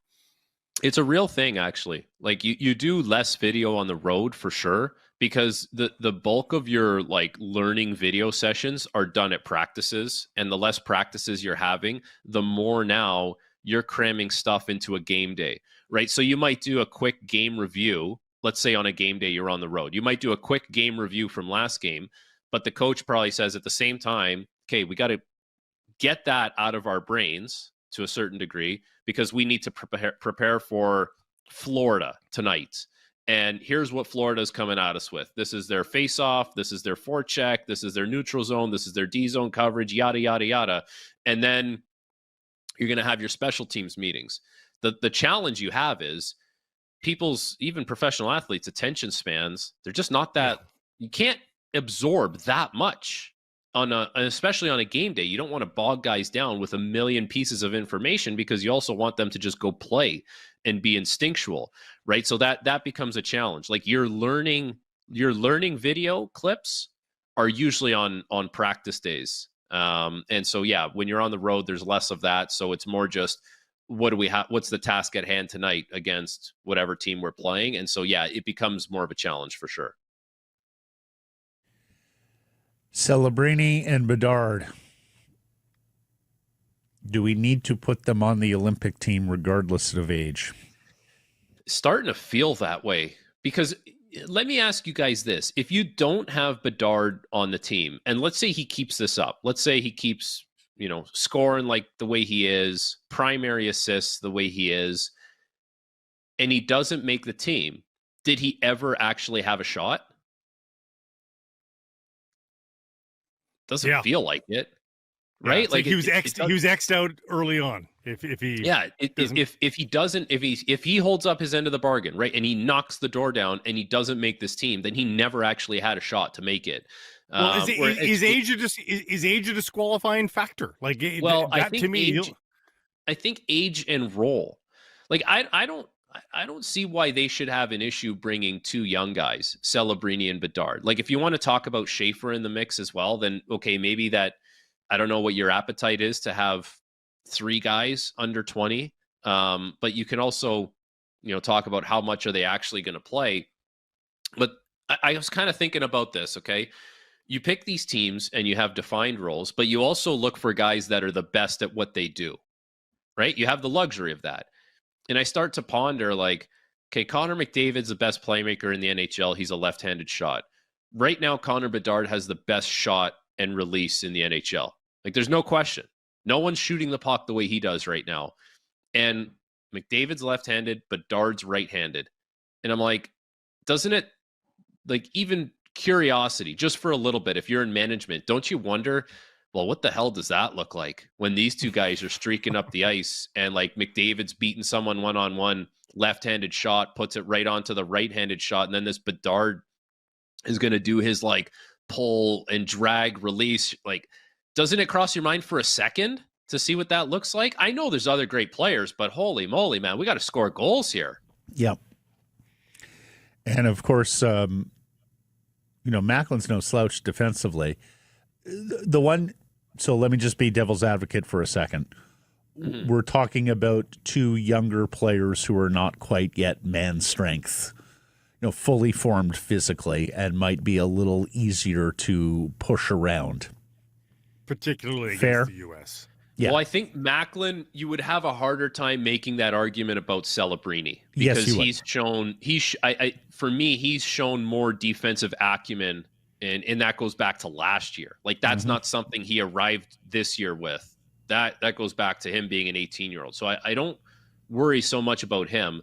The Bedard one, I can understand where you're coming from there, but at the same time, he's improved like miles and miles from where he was last year.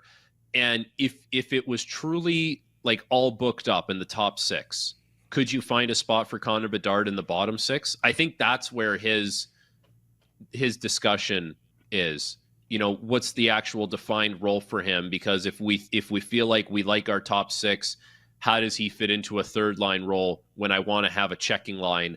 And does he play on a fourth line when there might be some bigger, more burly players, maybe what you're inferring to there, Matt? So I get that. I do. But I think it's going to be hard for them if the guy keeps scoring the way he does. And it's a good problem to have. Like, you wake up today, and if you're a Canadian hockey fan, like, you look at the top 5 in scoring and you see McKinnon, Celebrini, McDavid, Bedard, and Scheifele, right? Like, that's pretty good stuff right now if you're Team Canada. Scheifele making a push too. The 2 utility clubs helps, right? Going to 14 forwards on the roster and guys to bring. I mean, you're allowed 2 utility clubs, and guys, is it terrible that you bring them both and maybe only one of them plays against the U.S.? Like, I'm not worried about Connor Bedard versus Sweden. I'm not worried about either of them against any team other than. I'm not worried about them against the U.S. To be honest with you. Okay. I'm not. Not like, defensively, just physically is what I'm. Yeah, I get what the U.S. is going to do. They're going to bring their big guys. Like, they'll have, who knows who they'll have on the fourth line. Like, Dylan Larkin will be on the fourth line. He's a really good player too. Like, I get it, but I don't know, man. The margins are so slim in these things. And we'll see like what kind of hockey it looks like. It's going to be great hockey, but when push comes to shove and you need 1 goal, man, it's going to be hard to digest that you left 25, 30 goals. You know, we'll see what the total looks like at that point, but it's going to be hard to digest if you didn't bring that much firepower and you could have used it. Didn't Marner score one of the goals against the U.S. in the Four Nations face-off? I think Marner scored against the U.S., and Marner's not exactly known for being a physical behemoth that can withstand the grind. And here's the other thing too. Like, when you talk about players doing defined roles and maybe checking, there also some of these really skilled guys. They're the best at what they do, and that's being skilled. But if you ask them, like if you went to Mitch Marner and you said, Mitch, we need you to play third line and be a great checker and show us that you're a Selke nominee, he'd probably be better than most checkers at it, right? It's just he's so talented and immensely skilled that, right? Like he's a skilled player before he's a checker. But if you ask him to be a checker, I bet he would be better than, pick your player that you would think should define that role. Yeah, I mean, you look at the fire in last year's USA-Canada games, whether it's the Tkachuk brothers, JT Miller, though I'm not sure he's going to be on this team. I could see them going after Celebrini and Bedard, trying to make life uncomfortable. But then there's this, guys. There could be shootouts at this tournament for a medal or to advance, and it is a 5-round shootout after the overtime in every game but the gold medal game, which gets 20 minutes of sudden death overtime. God, I'd sure like those guys as part of my 5. Yeah. Shooting. You look at the goal Macklin scores last night on that breakaway. I think I want these 2 guys with the puck on their stick if we're going down to a one-on-one skills competition for advancement. I know, man. It'll be interesting because these guys have done everything they possibly can. Like they're leaving no stone unturned at this point. And if we get to that point when they select the roster and Bedard has done all of this and then some, and he's not on the team, well, he just never had a shot to begin with. And that's the reality of it. Great stuff, Frank. Thank you for this. We'll catch up next week. Have a good one. All right, boys. Have a good one.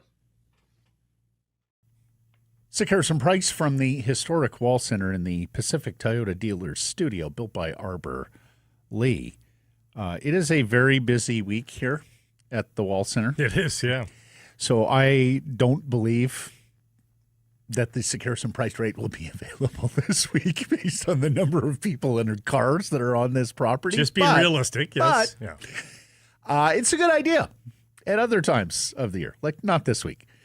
Cheer louder when you're rested. Book that staycation here at the Wall, just minutes from the arena or stadium. Unlock the Harrison Price rate. Call 604-331-1000. Some blackout dates apply based on availability. Just finishing up on Thomas Müller before we get into more of the soccer, because, oh my God, was there soccer yesterday. I've already seen some of the comments and had some people reach out to me with comments saying the Canucks should take that clip of Thomas Müller talking about why he has decided to invest in the city and the community and show it to Quinn Hughes and Elias Pettersson and Thatcher Demko. That he gets more out of his performance when he feels a connection and a tie to the city, the citizenry, the supporters, and everything that's going on here in the community. I don't understand about this. This guy has played he's a million times bigger than any of those three will ever be. He's played in front of crowds a million times bigger. He's played with bigger stakes. He can go to the deepest recesses of an Indonesian island and they'll know who he is. And yet he's still saying, no, I want to be connected to the place. 3,500 people at a ramshackle stadium for a women's soccer game on a Tuesday gloomy night. I'll be there to toss the coin. You calling Swangard ramshackle? Well, it's, It's concrete. It's not ramshackle. That thing will be standing post-apocalypse. Anyways, he's become incredibly easy to cheer for. Like, the thing with other big European stars who have come over to MLS is many of them have effectively been mercenaries. And Thomas Müller is anything but. And that is what, NHL teams, other sports teams risk when they completely walled their players off from fans, from media, from community. And to be fair, turn them into mercenaries. He's being compared to Son because they arrived at the same time this season. Son has been very similar, despite not having the language, the language that Müller does. But Son there was some report about him being transferred back, being loaned back to Europe somewhere. And he said, absolutely not. He said, as long as I'm under contract for LAFC, I am playing for this crest on my chest. That is what I intend to do. I have too much respect for this team to leave here so soon. These two guys might be setting the new stage for what the European players look like coming over. I hope so. It's pretty exciting. I hope so. Canada European players, Son, in quotes. Yes, from the big European leagues. Yes. We know what you mean. Canada beats Venezuela 2-0 before absolutely nobody at Chase Stadium in Florida last night. Both teams handed red cards, so it becomes a 10v10 match for the final 30 minutes. Thankfully, because if it was 10v11, again, we're back to what's the point of a tune-up friendly? Honestly, this is the second straight match where Canada's gone down to 10 men, so not exactly the test that Jesse Marsh was hoping for in this window, their head coach. I have broadcaster sympathy. That is a tough game to call. So our buddy Ben Steiner of Northern Football points out that the chaos surrounding this match was caused by the match promoters on the Venezuelan side. There was early exploration of moving the game to Toronto.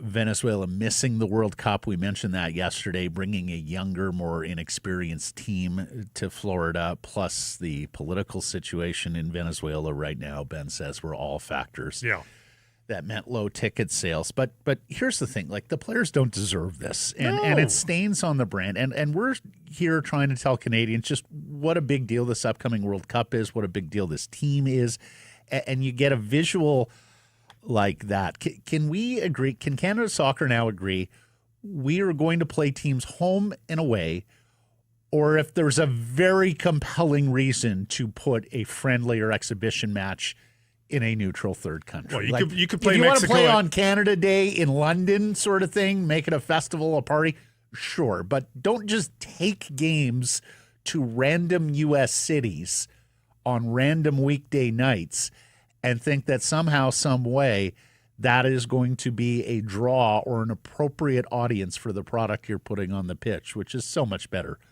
than what it looked like last night. For stadium reasons, if you wanted to play Mexico in Dallas or in California, sure, that makes sense. You know that it's still going to be a full stadium. It'll be an unfriendly stadium, but at least it's a full stadium. But you're right, there are very rare circumstances where I can imagine any other neutral site venue making sense. If it's against Brazil in New York, sure, because you know that place will be full to watch Brazil. or any other like top 10 team. But if you're playing anybody outside the top 15 in the world, like Venezuela's not bringing people in. No. You're not getting any There may be a exercise Venezuela community in South Florida because there's tons of South American, Latin American, Caribbean communities in South Florida, but they didn't show up. And you can't subject yourself to that sort of scene again, I think, if you're Canada Soccer and want to be taken seriously going forward. It was a dreadful game, too. And Canada did not play very well. They were probably fortunate, I thought, on style points to get the 2-0 win. Yep. Ishmael Kone scores before being sent off. Promise David scores after beautiful passing from the two British Columbians. The setup from Nico Segura of Burnaby, the starting pass from Joel Waterman of Surrey. Newcomer Alfie Jones is the man of the match. Ex-cap Richie Larea once again is outstanding in defense. Clean sheet for ex-cap Maxime Crépeau in goal. So there were some good tidings from this match on the pitch, despite the performance Blake just mentioned. Has made it more and more clear here, Matt. And Promise David, Blake. I sit there and I watch them and I go, that Promise David guy's got to play. Like, well, Tanny's been good too, burly, though. Oh man. But the Larea thing is most interesting because that means Alphonso Davies plays as a winger. Mm-hmm. I think so. And you are no worse for wear defensively. In fact, you're probably better defensively. And you're better offensively. And you're better. Like, that's the exciting part to me. Wayne Gretzky was one of the few people in attendance last night. Apparently on a I'm Still Canadian tour right now after his dalliance with MAGA earlier this year off-put so many of his countrymen and women. You don't think it's a full membership? I think it might be. In an awkward moment, he asked Christian Jack if he's Scottish on a TSN pregame interview. KJ mentioned, no, Wayne, I'm originally from England, but now a proud Canadian. Should also be mentioned, Canada Soccer has established an ambassador program titled the Iconic 11 in the build-up to the World Cup, where they're going to connect this team and connect this event with Canadian celebrities, luminaries. Sidney Crosby was named one of the first 3 ambassadors to this Iconic 11. Wayne Gretzky was not. Yeah. Meanwhile, south of the line, Whitecap midfielder Sebastian Berhalter with a cracking goal to open scoring for the United States, who annihilate Uruguay 5-1. They're unbeaten in 5 now. And that was the B team. They dressed... And their head coach took great offense to a question about calling it the B team. And that's fine, but he knows what everybody saw. I mean, it was the bench players. They're not necessarily non-World Cup team. Still the B team because all Berhalter does is go out there and be their best player when he gets the opportunity. He's not the B team, but he's also not a starting player. So I think he's going to the World Cup now, though. How could he not? I had doubts up until the last 2 months that he was going to the World Cup. I think he's going to the World Cup. And I saw a commentary last night from Caps fans who, needless to say, are elated for Berhalter. I mean, he had an extraordinary season for Vancouver, team MVP, MLS All-Star. They're very pleased that he is getting this run with the U.S. national team, despite the fact his father is no longer the head coach of that team.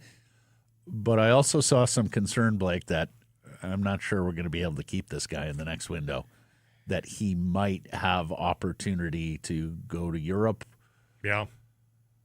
Play in a bigger league after the way he has improved. And it has been an extraordinary improvement. Like, it wasn't long ago, everybody, where we considered Berhalter part of the Whitecaps B team. Like, he was a guy who rarely played or played in the Canadian Championship tournament. Well, he was a Russell Teibert understudy, basically, and I thought that he was going to strive to be Russell Teibert. And that's not to denigrate Russell Teibert. I thought it was going to be that kind of a career. Nice career. He's the straw that stirs. Yeah. But now he is impactful. That's a set play from the training ground that is executed perfectly. It's unbelievable. But here, now, that worry, I hear you. And if you had told me Pedro Vite's leaving in a few months at the beginning of this year, I would have said, what? Yeah. And look what happens. They do not skip a beat. So Yeah, 5-1, and this after Uruguay's coach said, quote, MLS is a league that ultimately makes players lazy, and he encouraged one of his players not to sign in MLS. Kiki Oliveira, yeah. Yeah, Don Garber must be crowing today, and incidentally, a little side note, there is a subcommittee at MLS that is having its first meeting about Don Garber's successor, so it sounds like the soccer Don is coming down towards the end of his tenure. Well, with MLS. I mean, Gary Bettman's the one commissioner that really hasn't considered sort of when's a good time to exit so you look good. Like, he's just like, no, I'm staying. But, a lot of commissioners do consider that. And Don would be exiting on a pretty high note, I think. And, of course, Don is synonymous with soccer in the United States as Gary is with hockey. But the building project on soccer was a much bigger lift, I would argue. And, leaving sometime after a World Cup where you've got all these big European stars not only playing in MLS but enjoying it and engaging in markets, I think would be that'd be a good way to go out, put it that way. And people probably are going to feel like it's a win to exit season pass and just be on regular Apple TV next year too. They're going to feel like that was a good astute give back to the fans. Yeah, I think so. Meanwhile, in World Cup qualifying, the happiest day in Scotland since Trainspotting's theatrical release. 3 wonder goals and a 4-2 victory over Denmark to make the World Cup for the first time since 1998. Typically a bicycle kick goal off a cross, no less. Yeah, usually they're popped up and you have a static look at it. Yeah. He's got to make the timing right on a cross. It was crazy. Normally a bicycle kick goal off a cross stands up as the most memorable goal of the match, but not on this night. The final goal from Kenny McLean will live in soccer and Scottish lore for generations. From half, he takes a go at the goal. When the prudent play is keep possession, soft dump in the corner, to use hockey parlance, and kill the clock. Instead, hundreds, if not thousands of spectators in Glasgow's National Stadium are recording the moment because they want to get the final whistle and the oncoming celebration. Instead, they wind up filming an even bigger moment, an even bigger celebration. Just bananas across that country. I don't know about you, Blake. I spent more time yesterday watching Scotsmen watch soccer in pubs from all the fan videos that were out there on social media of that final goal. Another reason why sports is must-see television. They are outshot 19-3 or 19-4. Did I see their expected goals was 0.2 or something like that? All that changed at the red card. The minute Denmark got the red card, things opened up for Scotland. They came back and shots finished 20-10. But at the time of the red card, there was not a lot of good happening for Scotland. It was tied at 1. It was tied at 1 late. It's a 4-2 final. It got a little crazy. But Scotland gets through. And it turns out that we could be nearing an historic World Cup for the British Isles. Expanded World Cup, so we're going to get to some of the other cool things that are happening. But staying with the British Isles, Matt. Mm-hmm. Be careful now. There are political sensibilities here. Don't include Ireland. The big 3 could very much be there, and there could be more because Wales and Northern Ireland are still alive as well. Yeah. Don't tell that to one side of Northern Ireland, but I hear what you're saying. The Scottish captain, Andy Robertson, with a breathless interview post-match. Big emotion in a wee voice. The commentary box with shrieks of joy from everybody calling the match. And then the sing-songs and celebration. The Proclaimers, 500 miles amongst them. I honestly hope that people here in Vancouver saw all of that yesterday. It's the world game. It's the world's game. It means so much to so many people across so many countries, and all that patriotism, pageantry, emotion is coming to our town in 7 months. I was texting with our dear friend Ian McCletchy, Blake, our ex-radio colleague, who is, of course, of Scottish stock. In fact, his father's a piper. And we were saying, could you imagine if Scotland got drawn here? Like, you've done some digging and told us there is going to be a global power that's assigned to Vancouver at some point during this 7 matches, right? Yeah. Next year. So that's an England, a Germany, a Brazil, an Argentina, France, Spain, someone like that. Yeah, we're not getting duds. Scotland doesn't qualify as that, and yet the fun. vibe on the streets of Vancouver, if Scotland's playing at BC Place. Or if Ireland gets through, same thing. Yeah, we talked about Ireland earlier in the week, yes. Yeah, it would be tremendous. And given what we just saw with the Blue Jays, Matt, with a bunch of people that I know don't know much about baseball, that became massive Blue Jays fans and baseball fans and just couldn't believe how exciting the playoffs are. Folks, if you're not a massive soccer fan and you're still this deep into this segment, which good on you, I hope you get swept up in a little of this. Just do it. Oh, yeah. I'm not asking you to watch these full matches, but go and watch the viral videos of a lot of these matches. It'll get you in the mood. For sure. It'll give you the feel of why this matters and why getting this tournament here is such a big deal. Like, it's going to be a lot of fun. Now, Scotland wasn't the only qualification celebration. Congratulations to Panama. And we thought Panama might get through. To Haiti. You previewed this yesterday, Blake, the poorest nation in the Western Hemisphere. Get a win last night. And to Curacao. This Dutch colony island off the coast of South America becomes the smallest nation ever to make the World Cup. It's got a population of about 155,000. I made the comparison on socials that North Vancouver has just qualified for the World Cup. Not the North Shore entirely. West Van would put us over the top. Yes. Just North Vancouver. West Van, Lions Bay, Squamish. You're excluded. You would be a different nation. Suriname was denied, but they still have a chance in the back door. Well, and we mentioned yesterday the Baseball Hall of Fame. Andrew Jones is from Curacao. Can you imagine? They could get a Baseball Hall of Famer and play in a World Cup in the same year. 155,000 people. The upshot here is after CONCACAF, Scotland, and those other European qualifiers from yesterday, and there were many, we've got 42 of 48 spots now spoken for at this North American World Cup. 16 UEFA teams, European teams, are competing for 4 spots. 6 teams competing for 2 spots in the Interconfederation, Intercontinental playoffs. That's all that's left to determine 6 spots. So here's the Intercontinental playoff. You have Congo and Iraq that are seeded 1 and 2. They are going to face the winners of the semifinals, which have not yet been drawn. The countries there are Jamaica and Suriname, the 2 CONCACAF nations that failed to qualify yesterday. Bolivia and New Caledonia. The new one is so good. Same great. Old flavors. Caledonia has all the history, but New Caledonia is the towering glass towers for a spot. Yeah.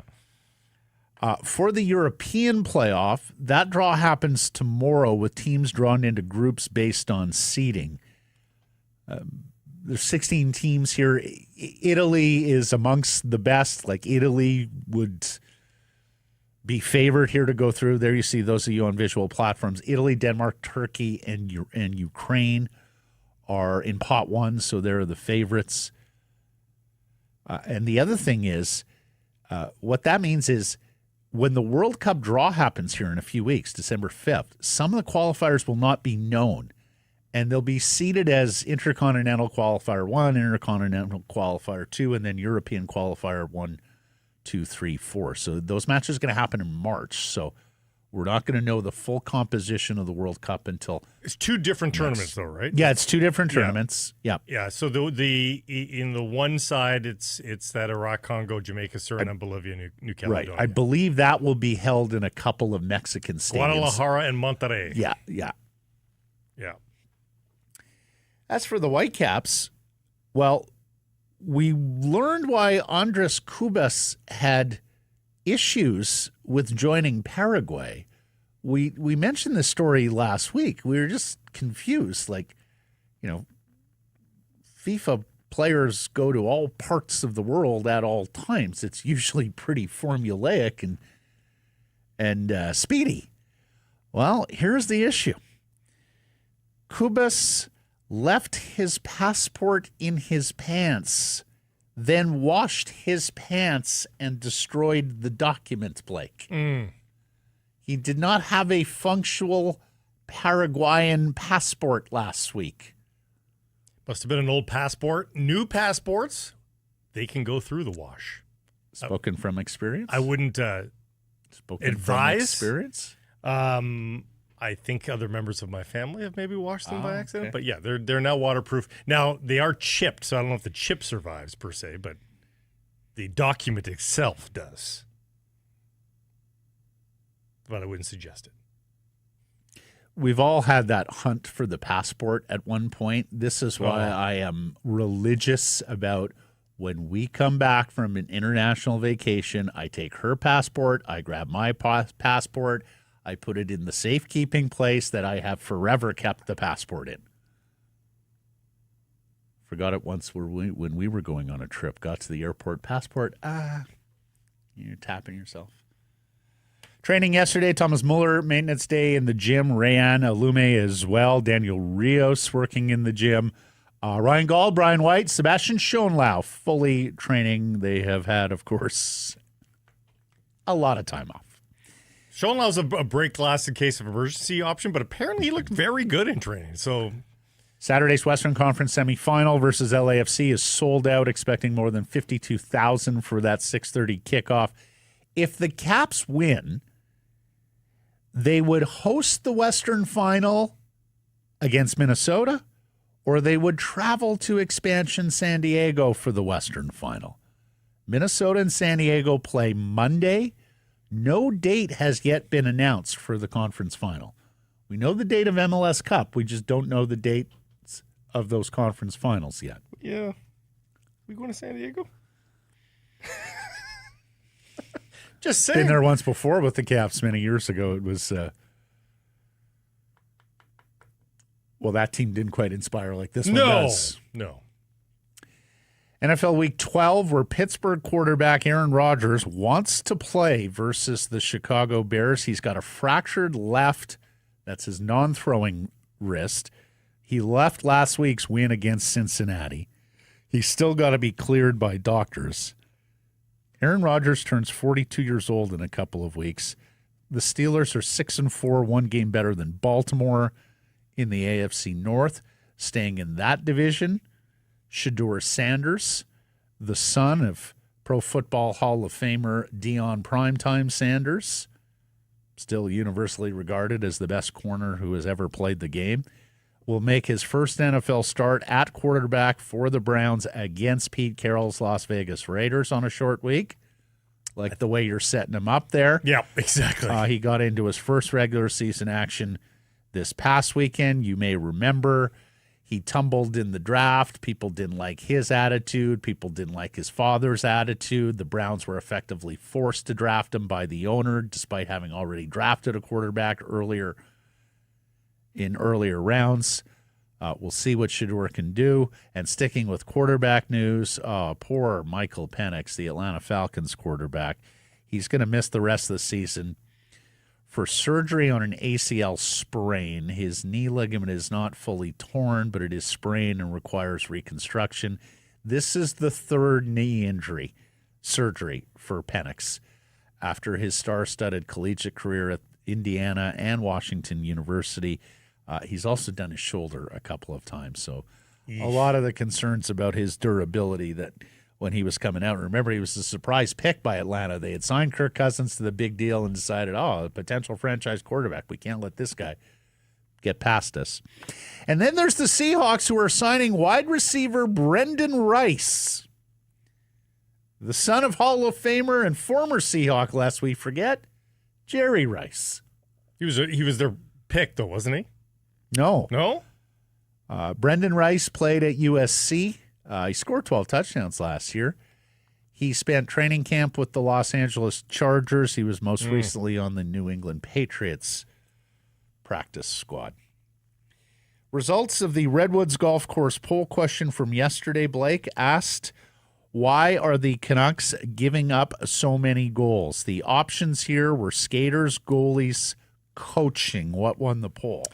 I think players and coaching was the final two. I'm going to go coaching.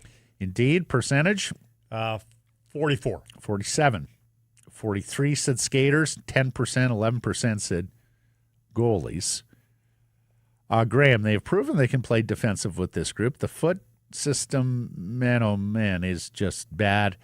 Karam says too many mistakes in positioning, reading plays incorrectly. So many new guys on the team as well. Hopefully they can watch some video and tighten up those mistakes, but exciting to see them score a lot of goals. Some were kind, saying, look, young team, early in a coach's tenure, give them some more time. Some wanted to vote all of the above. Some wanted to vote lack of talent. Errors and omissions from yesterday's program and beyond. Start with myself. We corrected in the moment. I thought Seth Jarvis was going to be out for quite a while after that eye injury, but he bounced right back. He played the next game after getting hurt against the Canucks. John Shannon misspoke. He said the Milano Olympic rink smaller than the NHL. He meant smaller than the standard Olympic size. Olympic size doesn't exist anymore. They've done away with it, yeah. We were waiting on the contract details for Canadian Josh Naylor, the first base free agent signing of the Seattle Mariners. We thought it would come in between 18 and 20 million. Well, 5 years, 92.5 million. Sure enough, 18.5 million.